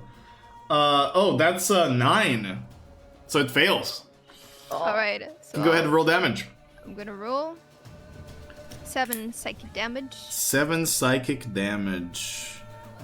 Okay, and now it has disadvantage on something, right? Yeah, me. I can read. Have disadvantage on next attack roll it makes before the end of its next turn. Okay, got it. Understood. Okay, so you make fun of him. You still have your movement. It can't attack of opportunity you because Yeah. it's stunned. Yeah, so I'll move here. I'll pick up my loot and I'll go just that. Okay. Which is the notes for my bardic inspiration. I'll do it for G. All which, right. I'll explain. For 10 minutes, the creature can add a 2-1 ability check, attack roll, or saving throw. This can be added after seeing the roll, but before knowing the outcome. Okay. Have Alright. a what? You have you can add A D10, isn't it? a D10. Okay. I just saved their Yeah. fucking life. What an ungrateful brat. He's stunned. Poor dude is just. Stop the bird from attacking her. Ungrateful brat. This is where Velox Mors ends. Bardic Everybody wants Emily's bardic inspiration, Oh my and gosh. this is how they break apart. After 4 days of Okay. traveling. Okay. I'll keep moving this yeah. way. Then. Got it. Wait, how much time does the bardic inspiration last? 10 10 minutes. 10 minutes. minutes? Oh, okay, okay. All right. So, Emily, that ends your turn. Mm-hmm. Violet, back to you. It's still stunned, right? Still stunned. Like the- And with a disadvantage. Yeah. To the next saving throw it makes. Okay, so Violet is going for it. Like a hungry tiger. So I will boom zap boom. Boom zap boom. Go ahead. Boom zap boom. And Advantage. With advantage, yeah. Okay. Wait, I think it's +8. Okay, 17. 17 hits. It is. It actually. Well, it is facing you. Oh, sorry, it's not with advantage. I only rolled one. Okay, go ahead. Okay, 16 +8. That hits. That hits. Yeah. Okay. Oh, it's already stunned, so. I'm not going to do anything. Okay, it's just going to be regular attack roll. 4. Yeah. 8 + 4, 12. 12 points of damage on the 12. first hit. No, 12 bludgeoning + 4 thunder. Plus 4 thunder, so a total of 16. Okay, I'm gonna roll the other 2. So a 17. This 17. 17. Was that with advantage? one. Oh no, okay, forget. 13 + 8, 21. That hits. And 2 bludgeoning + 3 lightning. So 5 total. 5 total. Yes. Still another one? And I have another one. With this one, I will use a combo. If I hit, of course. Yeah. I will use Bob and Weave. Bob and Weave is you don't attack. It's a full action to use Bob and Weave. Oh, it is. Oh, okay. Yeah. So you just have to either it's a regular attack or you have to do something else. Then it's a regular attack. 15 + 8. That hits.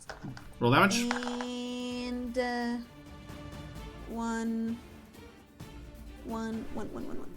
5 bludgeoning damage Okay. with 6 thunder. With 6 thunder damage. Describe to me, how does that look? So Violet loves to fight, so she will just put on her attacking stance, Or boxer stance, yeah? boxer stance, and boom, zap, boom. All right, you in the face. in the face. You're actually going for the face. Of the bird. All right, you see Violet kind of it is a huge creature, so Violet kind of has to step on its chest to go up, and you see her fists move at this like incredible speed, given the gauntlets that she wears. As in the middle of the air, she just goes, boof, boof, boof, and you see this. Every strike she does with her right hand, you hear the kind of the sound barrier being broken, and with every strike of her left hand, you see the creature being zapped as it goes, and it can't still react, it can't still move out of this.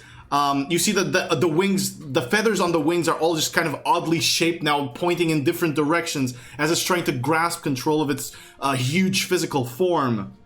All right, Violet, you're not moving, you staying? I'm saying. All right, at the end of your turn, it is no longer incapacitated. It is now G's turn. At the start of its turn, it's no longer stunned. And G, you are also no longer in the effect of stun. Okay. So it says that I can use a bonus action on subsequent turns. Yeah, to zap him. That's not an attack, right? No, it's just a your bonus bonus action. just your bonus action. And it doesn't stun. No, just the 46 lightning. So I'm gonna go for that. So I have Alright. to do a dex saving throw. Dex saving throw, that is a 12. 10. A 10. How do I see? Your saving throw should be around the Rage Overdrive thing, or it should teach you how to calculate, but I can check that. I'm pretty sure 10 sorry. fails. The effect requires a saving throw. The DC is equal to 8 plus my proficiency plus my constitution. That's So probably 8 plus my my constitution bonus, right? Yeah, Which is a 3. it fails. It fails already. All right. So I have to. I'm gonna roll it here to be easier. Yeah, I have 46. to roll a 4d6. That's 17. 17 points of damage. All right. And then I wanna hit it with my Tinker Bonker. Go ahead and do that, my brother. No, That no. is. I'm gonna say something. Yeah. Oh wait. Actually, no. You can't get flanking because Violet is in that position. You could get a reckless attack if you want. Because I'm raging. Not because you're raging. Barbarians can just declare reckless attacks. You have advantage on the attack, but then it will have advantage attacking you. Okay, I will do that. So I'll roll again. Yeah, go ahead. That's 26. 26 is going to hit. And then I'm gonna go for my 1d10. All I right. think it's two-handed. You're two-handing it. Okay. For the sake of this, since you are two-handing it. Okay. So the way this works with your prosthetic arm, if you can use the bonus a two-handed weapon as if you're Right. holding it with one hand. And this way, you also get an extra damage dice of that weapon by holding it with that one hand. So if you just one-hand it, you're going to get 2d10 plus the thunder or lightning damage that you have, if you want to do that. Why would it be 2d10? Wait. Because you deal an extra damage dice if you're holding it with your mechanical arm. Because you're... But I did discharge, so I can't. You can. Because that arm would be unusable. No, it's not. You can still attack with it. Okay. It's still functioning. So do I roll twice? Yeah, you can just roll 1d10 twice, yeah, for sure. Plus the extra. Did that go? It did not. I don't see it, no. It's because for some reason these ones are with the 3D dice. It was. Oh, God damn it. Where's my story? Why didn't it send on? This is why I don't like. I'm just gonna roll. It was only on. You have dice. You have dice next to you, man. That's what I'm gonna do. That's a D12. That's not what I want. Fuck. Wait. That's a D10. Yeah, that's a D10. I'm a professional D&D'er. That's also a D10. Okay, so 2D10s. 2d10. That's 5 and 7. 5 and Plus 7. 12. So 12 plus. So it's 24. Wait, Total 24. total So 20. it's 5 because it's 1d10 plus 6. Oh, yeah, but the modifier doesn't double. Yeah, but for each roll. No, it's Okay, it's okay, 2d10 12, plus 6. So it's 12 plus 6 Okay, 18, yeah. plus 1d8, Plus 1d8. which is lightning damage. Where's my 8? Here's my 8. 4.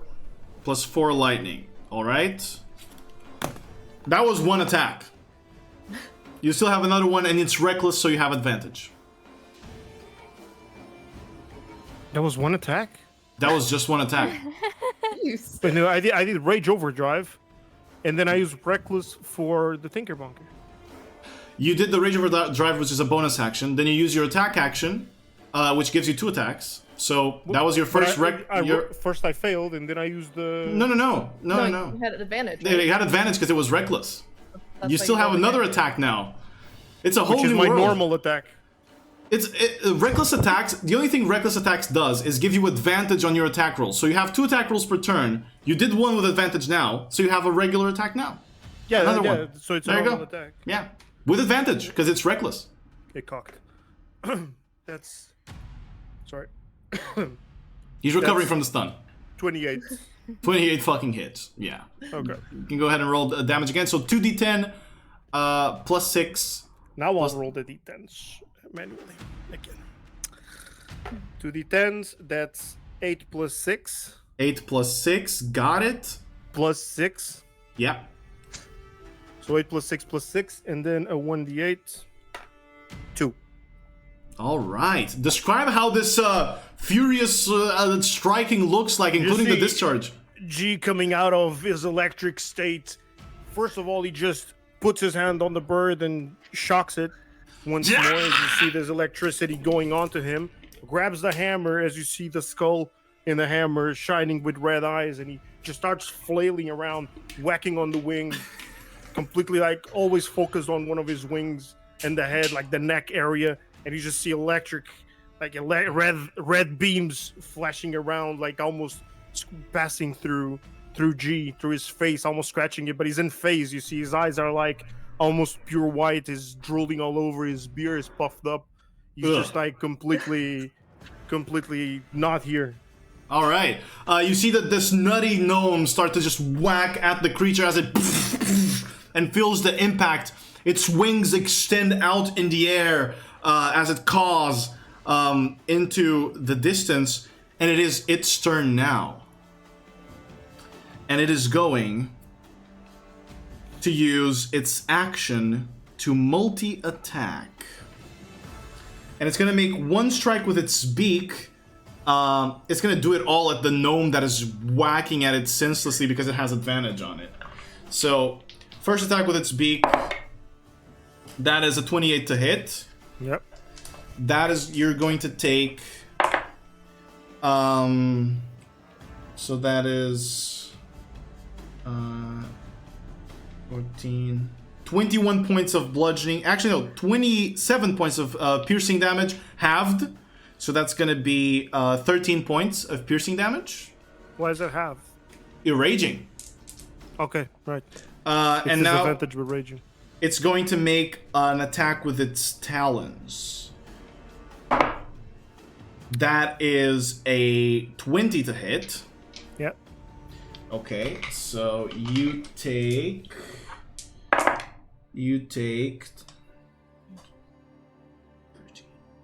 19 points of slashing damage, half, which means 9 points of slashing damage. And it grabs you with one of its talons.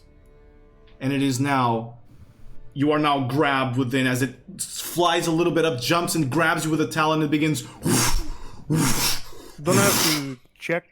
No, you're grappled instantly. As it... You can then try to get out on his turn. It is going to fly 80 feet up in the air.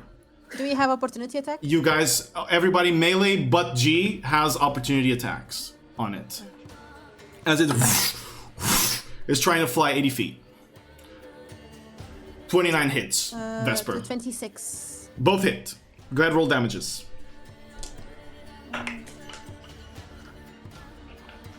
Was that two-handed or one-handed, Vesper? I'm going with the one hand. All right. What's the damage on that then? 11. Okay. And do you Violet? 11 bludgeoning and 6 lightning. 11 bludgeoning and 6 lightning. It's starting to show some wear and tear, but it's going to fly 80 feet up in the air with G. As it flies up. You guys see the size, the breadth of this creature casting a shadow upon you. And mark it as plus 80 feet in the air. And that is going to be... Actually, no, that's not going to be his turn.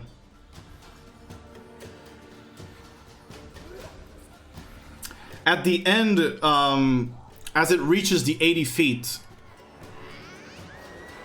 No, it's gonna stay. All right. It's 80 feet up in the air, grabbing G. I'm sorry, I was considering something, but I think this makes more sense the way I'm gonna do it. Okay, so Vesper, it's your turn. Thing is 80 feet up in the air. Well, shit. I don't think I can do anything to reach it. You probably cannot. 80 feet is too high. Yeah. Can I suggest something? Yeah. You can hold an action in case it falls on the ground, and then you hit when it falls on the ground. Yeah. Or a reaction to grab me in case I fall on the ground. You know, as protective of G as Vesper is, she would probably do that. She would be like shouting up at it like, "Leave my Gramps alone!" Alright, so you're gonna see if you can catch you. Alright, you're underneath it. I will tell you as well that the rock next to you guys and the elevation to the right side, those are probably like 20 feet. The elevation is about like 20 feet up. The rock is probably like 10 feet up to the left. Like this rock over here, I'm going to ping on the map. Okay. It's about 15. Over here, this elevation is about 20 feet high, I would say. Even with that, I couldn't reach it even with my darts. Yeah. Just saying. Okay, so Vesper, you're holding your action like that. Yep. Got it. Emily, it's your turn. Pull a Figu and start throwing all their shit. Okay, so first things first, I'm gonna do a bonus action. Yeah. I'm gonna cast Healing Word on myself. Go right ahead and heal yourself. Also, for anyone listening or anyone watching, I'm sorry if it sounds like I'm metagaming her, but a lot of us like just have experiences on one shots. Yeah. So it's nice to remind that we can do certain things. You guys are welcome to do that. Yes, I thank rolled you. like shit. That was 7 healing to you, though. That's gosh, still good. Okay. Yeah. Second level, right? Okay, so now I'm gonna cast the only thing that I can because it's freaking high as shit. I'm gonna cast Hypnotic Pattern. You already cast a leveled spell as a bonus action. You can only cast a cantrip now. Yeah, cantrip. You're right. I forgot about that. Okay. It's fine. We learn. This is your tutorial, guys. Get used to your characters. It's gonna get worse from here. Tutorial. You're immediately dead. I just want to set the tone. Poor Emily. Yeah, I don't think. Okay. 80 feet up in the air. From you, it's probably I would say about 115 feet because you're off to the side. You're not directly under it. Okay, I'm gonna cast a cantrip, which is message. Yeah. I'm gonna talk to Chi and just say, "Close your eyes, breathe in, breathe out." You look at G and he's going. But you can answer. You can answer the message. Yeah. This, I gotta say, this is the very first time I've ever seen anyone use the message cantrip in combat. Good job. This is the very Can't do first. shit. Yeah. It's the very first time. All right, Emily, that your turn. Are you moving at all? No, I'm staying here. Gotcha, Emily. All right. So that brings us back to the top of the round, Violet. Okay, so I have nothing, so I will use my action dash to get on top of the rock. Okay. And you say this is 20 feet high. That is 15. The other one to the right would be 20 if you want. If you want to, like Okay. this space here to the right. Okay, let's say on a successful roll, how high could I throw a dynamite? Ho ho ho. We're gonna have to find out, my love. We're gonna have to find out. Okay, I can't do that right now because I already used my action. But as Yeah. a bonus action, I can light it, right? You could. I would say. No, actually, no. I would say action would be light it and throw it. I don't think you want to hold Oh, a lit Hey, okay. just stay dynamite. there with a dynamite. Yeah. It's 6 seconds. I mean, This could be really bad for you. she's cooking it. This is Okay Call of then. Duty player. I'll just stay here and I'll just say as a bonus action, "Hey, bird, here!" And I'll just wave my hair. All right. Roll a performance or intimidation check. Also, don't forget your show off feature. I only can use show off if I Combo. land a combo, Yeah. so I can do that. Intimidation then. Oh, 14 plus 7. All right. I will take that into account. Okay. Is that your turn? Nice. Yeah, it is. G, that comes up to you. You are restrained, grappled and restrained currently in there. Being restrained means you have disadvantage on your attack rolls. Can I try to let go? Break free? You can. Oh, acrobatics or athletics, however you prefer. If it's athletics, you have advantage because you're raging. Yeah, I want athletics. All right. So that's 11 plus 9 You... plus 2. Okay. So that's just your action to escape. Okay, and I want, but I don't want to let. I want to let go, but I Yeah. want to hold on to it. Okay. Because I was about to say, this is going to get real rough for you if you're... I want to let go, and I want to hold on to it with my metal All arm. right. I'm going to So say... I'm just holding. So here's the deal. It is an action for you to break free. It is an action for you to break free, and holding on to it would be kind of equivalent to making a grapple attack, to replace one of your attacks from your attack action with a grapple to hold on Two to actions. it. So that would be 2 actions. However, Why if just I recklessly hold on to it? on the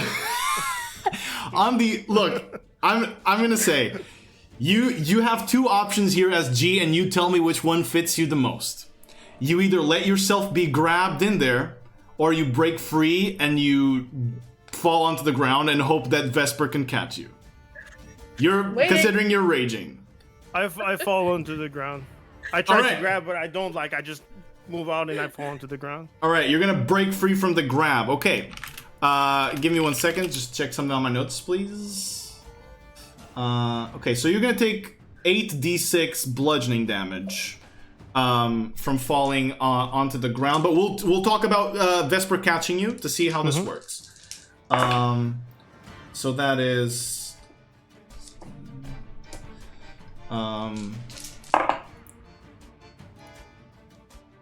So you take 27 points of bludgeoning damage halved, which means that is 13 points of bludgeoning damage. But Vesper, he is falling. You see this bullet. You see this bullet of a gnome dropping down onto the ground, full speed. You're gonna try to catch it. Yep. This, sadly, I would love to give you acrobatics, but this is gonna have to be strength. Oh no. You're gonna have to do an athletics check to see if you can jump and hold on to him enough that you don't get hurt Athletic. or too hurt. Oh no. Nice, a 0. I have -1 strength. Well, Okay, so this lightning bullet of a supercharged G drops into you. You jump to hold it, and you get hit in the stomach with it. You're gonna take the 27 points of bludgeoning damage fully. G, I'm gonna need you to roll 2d4, separately. One of them is for the creature because it should have taken it on the top of your turn, or is it at the beginning of its turn? What? 1d4 for what? The lightning effect around you. Oh, that's The beginning yeah, of okay. its turn. It's yeah. Let me see. Rage. Because I closed the rage overdrive. Just a check. The hell I don't want you guys to miss Where's damage. the rage overdrive again? Oh, here, rage overdrive. Yeah, it's 1d4 during the duration of my rage.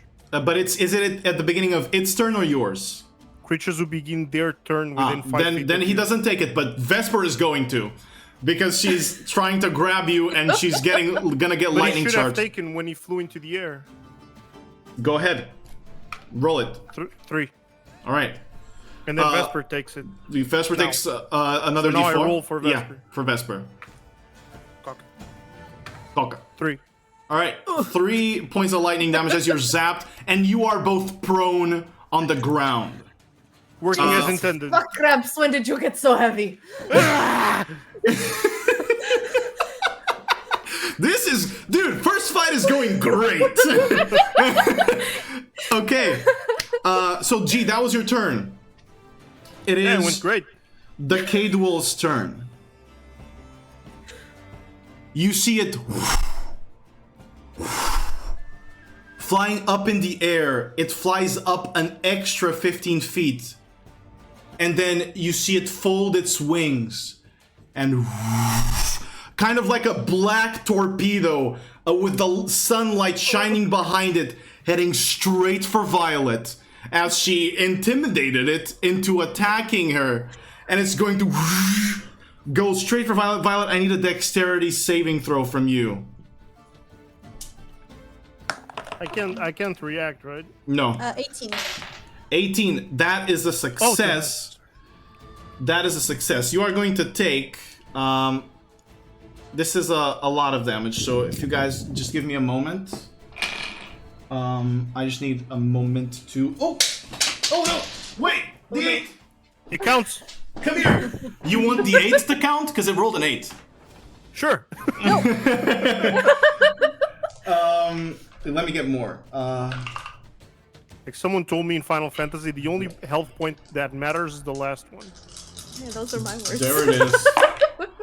Alright, so this is 12,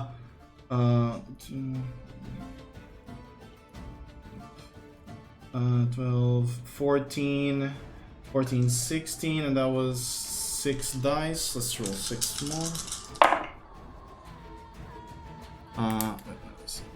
So that is...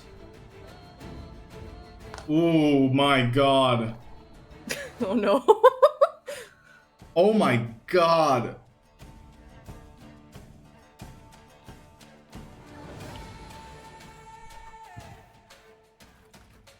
Okay. So that was 6, 6, 12, and now... Oof! Let me do some math.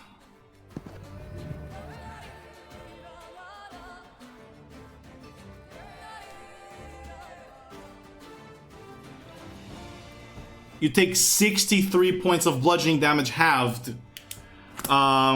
So that is going to be 31 points of bludgeoning damage.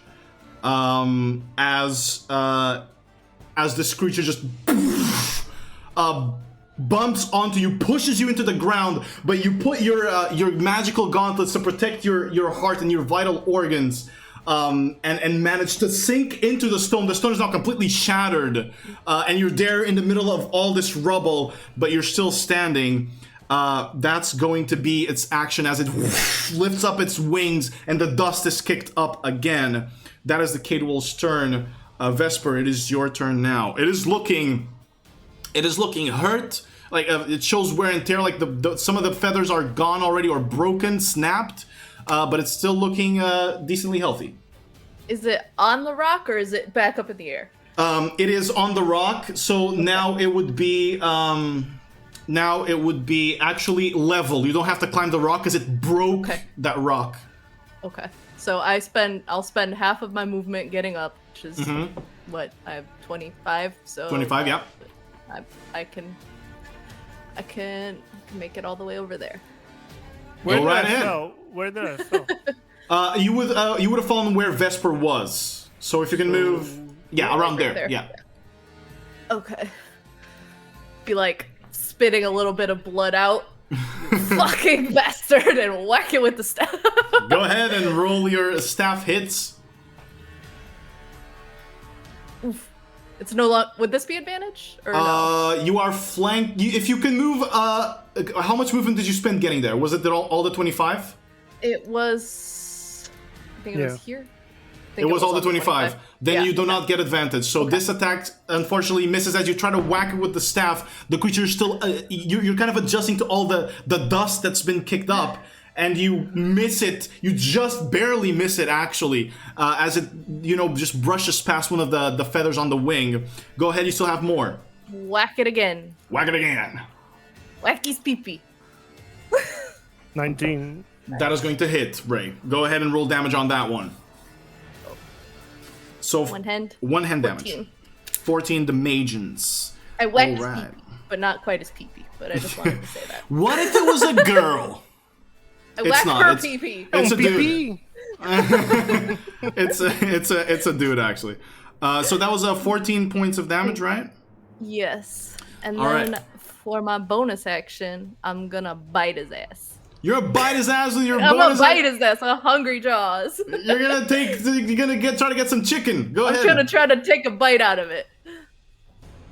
12. Dang it, no chicken. As you try to bite it, you just grab the edge of a feather and you just Dang just it. have feathers in your mouth. No chicken. But Vesper, is that gonna be your turn? That's me. All right, Emily, it's you. Okay, I'm gonna cast 4th level Shatter Oh my God. At the creature, I assume. at the creature. Yeah. I think you can aim it in a way that you don't hit anyone. Exactly. It's a sphere 10 feet, so it's exactly like his size. All right, there we go. Also, it's huge, so it's very tall as well. So you can even aim it at the top of its head.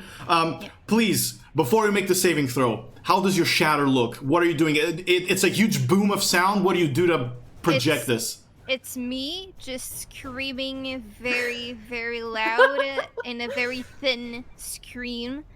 Ooh. All right, it's just kind of like Black Canary from DC Comics. You scream out loud. It needs to make a Constitution saving throw, I believe. Constitution saving throw is actually. That is a 6. I am rolling like shit for saving throws. It fails. It's gonna take full damage. Go ahead and roll your shatter. Let's go. Ooh, 20. 20 points of damage as this high-pitched scream causes this explosion around its head, and you see the creature ducks and caws loudly as blood is now kind of coming out of the ear orifices that it has. All right, anything else you want to do? Yes, I'm gonna cast more mockery. You cannot. Cantrip. It's a cantrip. Yeah, but you already cast a regular spell, and Vicious Mockery is not a bonus action. So the way this works is... Oh yeah, it's not a bonus action. You're right. There you go. Yeah, There you go. Yeah. You can move, though. No, I'm gonna stay. You don't want to get closer to it? Nah, I'll just stay playing All a right. little bit. Got it. Playing a tune after screaming. Violet, Yes. your turn's up. Okay. So Violet never fought a giant bird before, so she's going to do what she does best, which is be smart in battle. She's going to jump Okay. and grab one of the wings All right. and try to, with the heel, smash the one of the wings with her feet. All right. Gotcha. So let's do this. Let's do this as a grapple check first. So this is gonna replace one of your attacks. Okay. And it's going to be contested. Since you use dexterity for this, I will allow you to use to make a dexterity check and add your proficiency bonus. Just roll a regular attack, actually, against the creature's athletics. Okay, since you're just trying to grapple onto it and not trying to break it down. Okay, so a d20 plus dex. Yeah, it's just a regular attack, an unarmed strike. Okay, 16 plus 8. Natural 20. Oh. As you jump up to grab it, the wing flaps and kicks you off. Fortunately, you managed to land safely, but you've wasted one attack. You still got 2 more. It's fine. I land. I just do like a little slide, and I Okay. try again. All right, you jump in for another one. Let's go again. Son of a bitch. 21. 12. It rolled really low. It has a +6 to strength, but it rolled really, really low. And you managed to grapple onto its wing, so you still have 1 attack. 1 attack, yeah. With my feet, I'm going to shove a heel on the wing. All right, let's make a regular attack roll. 8 plus 6. It's not enough. With that, unfortunately, you try to push the wing to break it, but you're grappled onto the guy, but you can't break the wing quite yet. Is that all you're gonna do? Yes. Still have your bonus Just action? wanted to stay there. All right. Okay. G, my man, you're up. So half of my movement to get up. Mm-hmm. I go towards him. I'm right in front of him, Got it. and I want to use.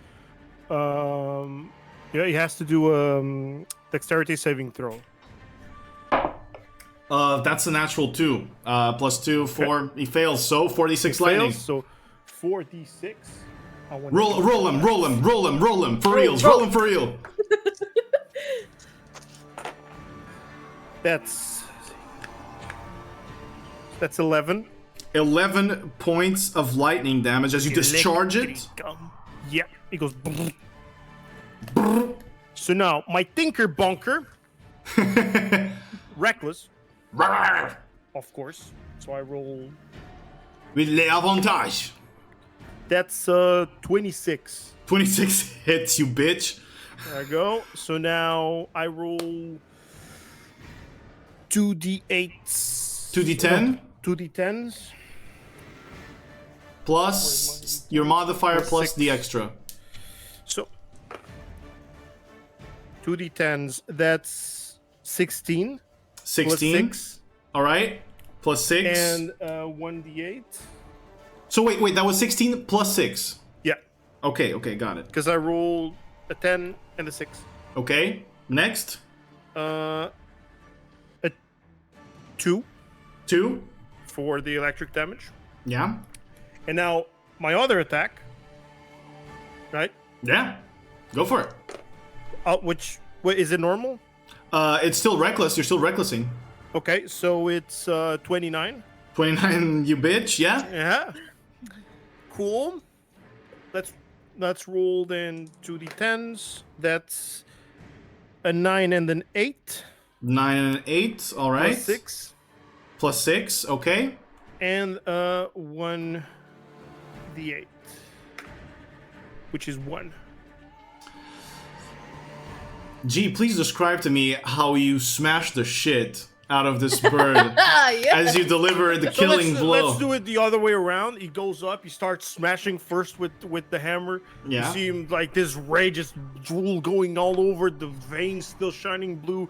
This flashes of red coming from the hammer, just smashing the bird recklessly.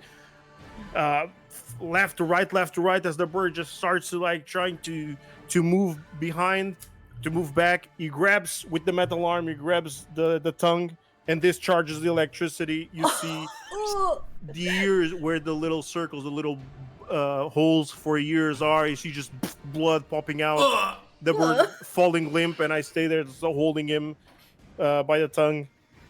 And I let my rage go, Okay. and I just look around.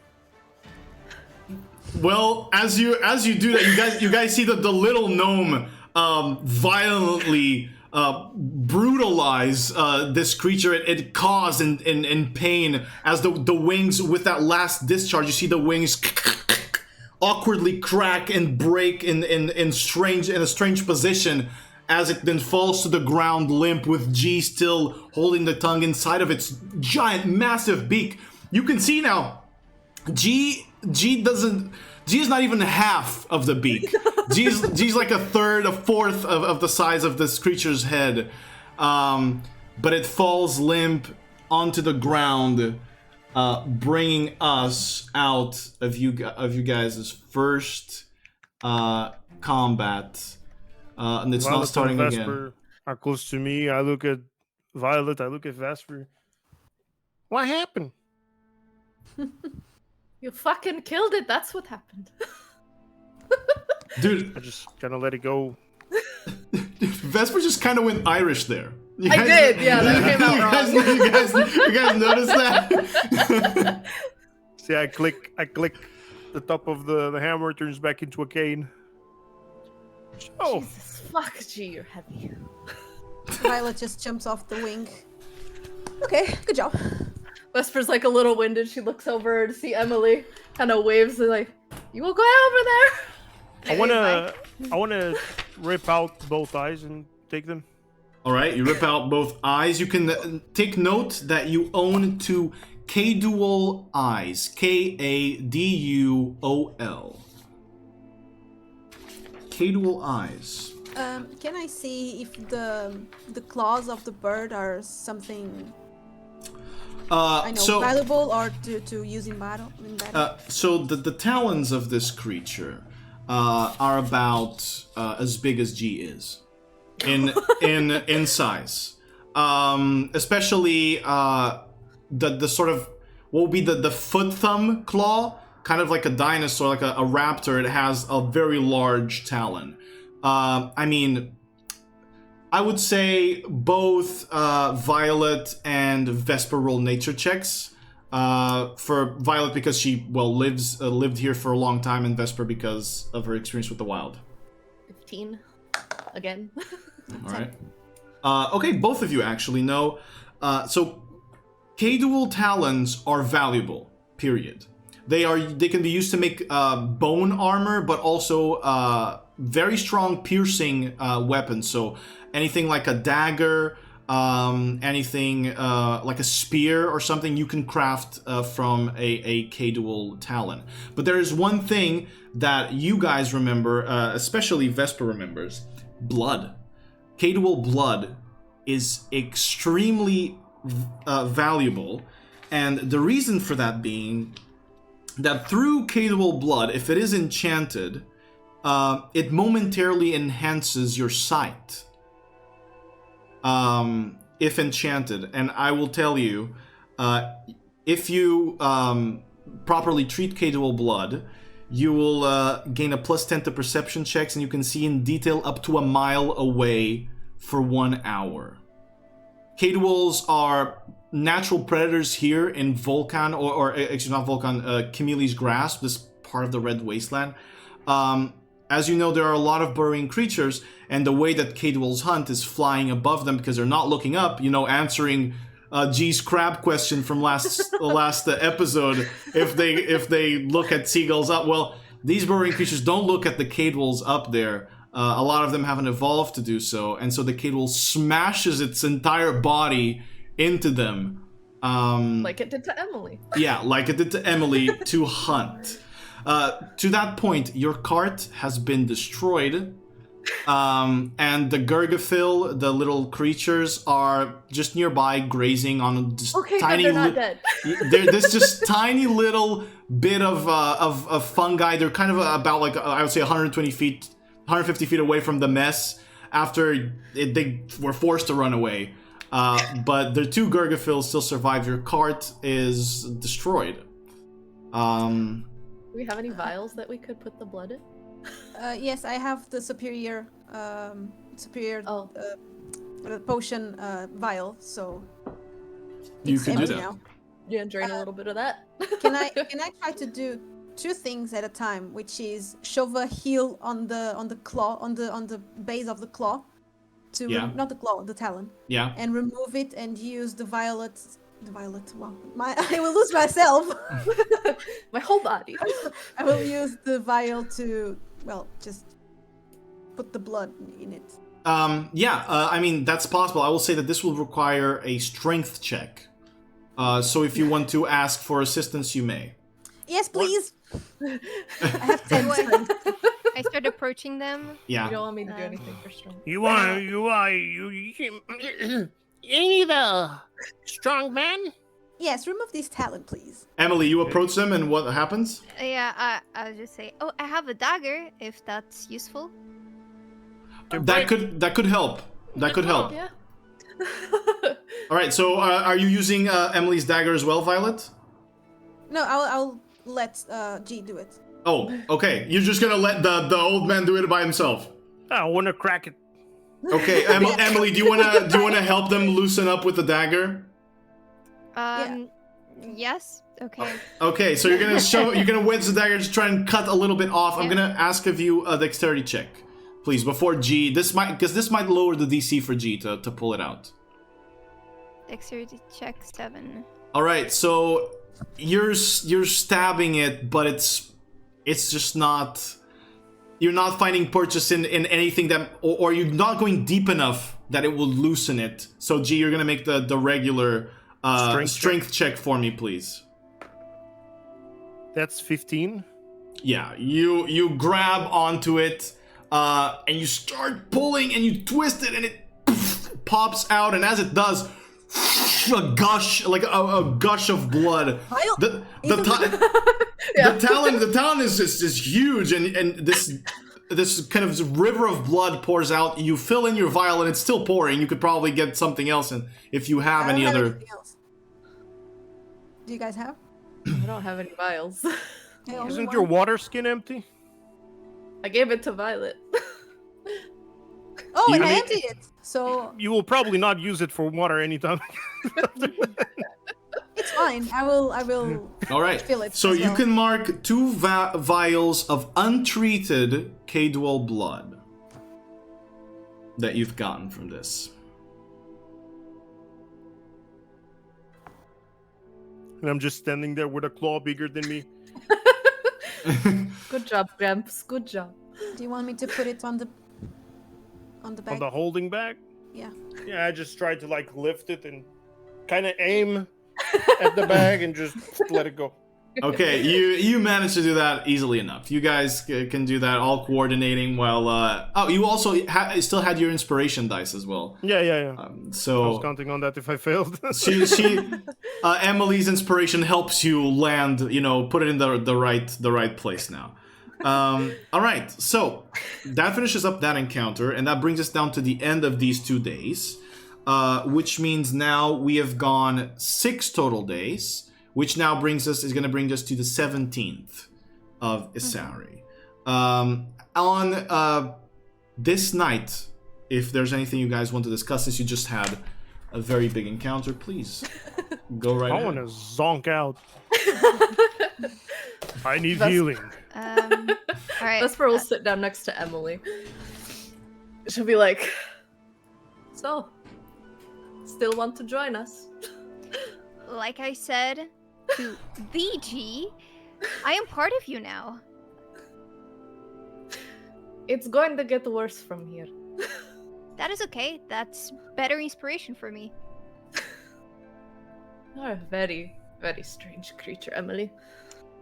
Well, I already passed out today, and oh boy, do I have some killer lyrics. Well, when G wakes back up, you can sing him a little song. It will make him happy. All This is right. a long rest, right? Yeah, there's going to be a long rest that you can mark. Is G like completely asleep right now? I just we got to the camp and I just fall on my back, barely on my bedroll. She All right. smoked and is out. So Didn't even take his boots off. I'm gonna do something towards Violet and Vesper then, since G's completely asleep. Got it. I'm gonna do an action called Inspiring Leader. So now for 10 minutes, I'm gonna inspire you. I'm gonna say, So, my friends, you see the big bird that we just fought? We can do so much better. I think we're very ready for a very strong battle, and I will sing my tunes across the whole galaxy, not even just the world, and you will accompany me as the heroes that would triumph against the evil masterminds that are somewhere. I have no idea. But we will be good. Are you with me? I appreciate the enthusiasm. Sure. All right. So, with this, you're gonna get 14 temporary HP. Sweet. I'm gonna say, G, while you're sleeping, you hear like there's something like tickling your ears. You also are gonna get the 14 temporary hit points 14, right? It's until Yeah. the next long rest? Or- until they're gone. until what? Till they're gone. Okay. Yeah. This says once per short rest, so I can do this like. Yeah. 14. They don't stack, but they once they're they only go away once they're gone. We're gonna do it like that. Okay. Aside from that speech, is there anything that you guys would like to do regarding the watches? You can pick your watch orders. Anything? I'll go tuck G in. Put him properly on his bed and cover him up. After all of my inspiration, I just like completely collapse. Like my last bit of energy is gone, and I start sleeping again, holding my lute. Vesper looks at Violet and she goes, "Children." We're all the same. Violet is going to just sit down and take the first watch as usual, just looking at the horizon. All right. So, I will say that with you guys facing a huge Cannonbaaaall bird, the apex predator, here in Camille's grasp, you will finish. We will finish today's session. As Violet looks up, down, or whatever, looks into, up, down, All directions inside, at the same time. outside of the horizon, and wonders about this new child that has come into the group, while Vesper tucks in G with the love she has always shown for her adoptive grandpa. But yeah, we're gonna close it out there. Good job, guys! Huh? That was awesome! That guy didn't even have legendary actions! For once! My man came in and just said, "Kill." It's a Nice. basil geese. Well, I mean, I can tell you guys that was not even that bad. So the way that Cannonbaall's dive bomb works, if you fail the saving throw by 10 or more, you are instantly knocked unconscious. If the damage that you took was already knocking you unconscious, you die. Oh shit. So if she You had should have played the basil geese music when he was coming in. So if Emily had actually failed it by 10 or more, she would have fucking died. Right there. The quick journey. It just ends now. It's in characters. But no, it was you guys did more than fine on that. That was actually pretty impressive. You all, were doing creative ways of getting getting across this all of the obstacles in the fight. And it was cool because that one moment I stopped where I was thinking what to do. I was thinking that it would have grabbed G and dropped it instantly, just so that G would fall onto the ground. Then I thought it probably the cool part would probably be if I dropped it and then I dove onto G. Jesus, killer combo. Yeah, as he was, and I wanted to do that, but then I remembered that Violet had waved with a good intimidation check, and I thought, yeah, maybe it'll dive at her then, because she's in the high ground now and trying to look big for a creature that is getting rid of all threats. Took most of my damage from catching G. Yeah. It is what it is. Look, she would have gladly done it at any point. No regrets. That's what it takes being a G's granddaughter. You sometimes have to take a gnome bullet to the face. But that was really cool. You guys did really well on the fight, and I'm happy for you. And I hope you enjoyed the fight as well, because it's as I said, this is your tutorial. So you gotta be on your A game. Anyway, to chat and everybody watching, thank you guys very much for hanging out. We really do appreciate it. Don't worry, the party ain't gonna die. These guys are expert players. They know what they're doing. So they're not just gonna fucking die on the first episodes. I trust them, and this is me placing my trust into them, and I know that they can take anything that I throw at them. Thank you once again for watching. We really appreciate it. As I said in the beginning, I do not know when I'll be able to post these episodes on Spotify, but as soon as I can, I will do that so that you guys can watch it in podcast mode as well. Until then, it will be on YouTube. You can find the YouTube channel in the Twitch chat link, or search for Unpopular Onion on YouTube, and for Requiem on YouTube, and you will find it for sure.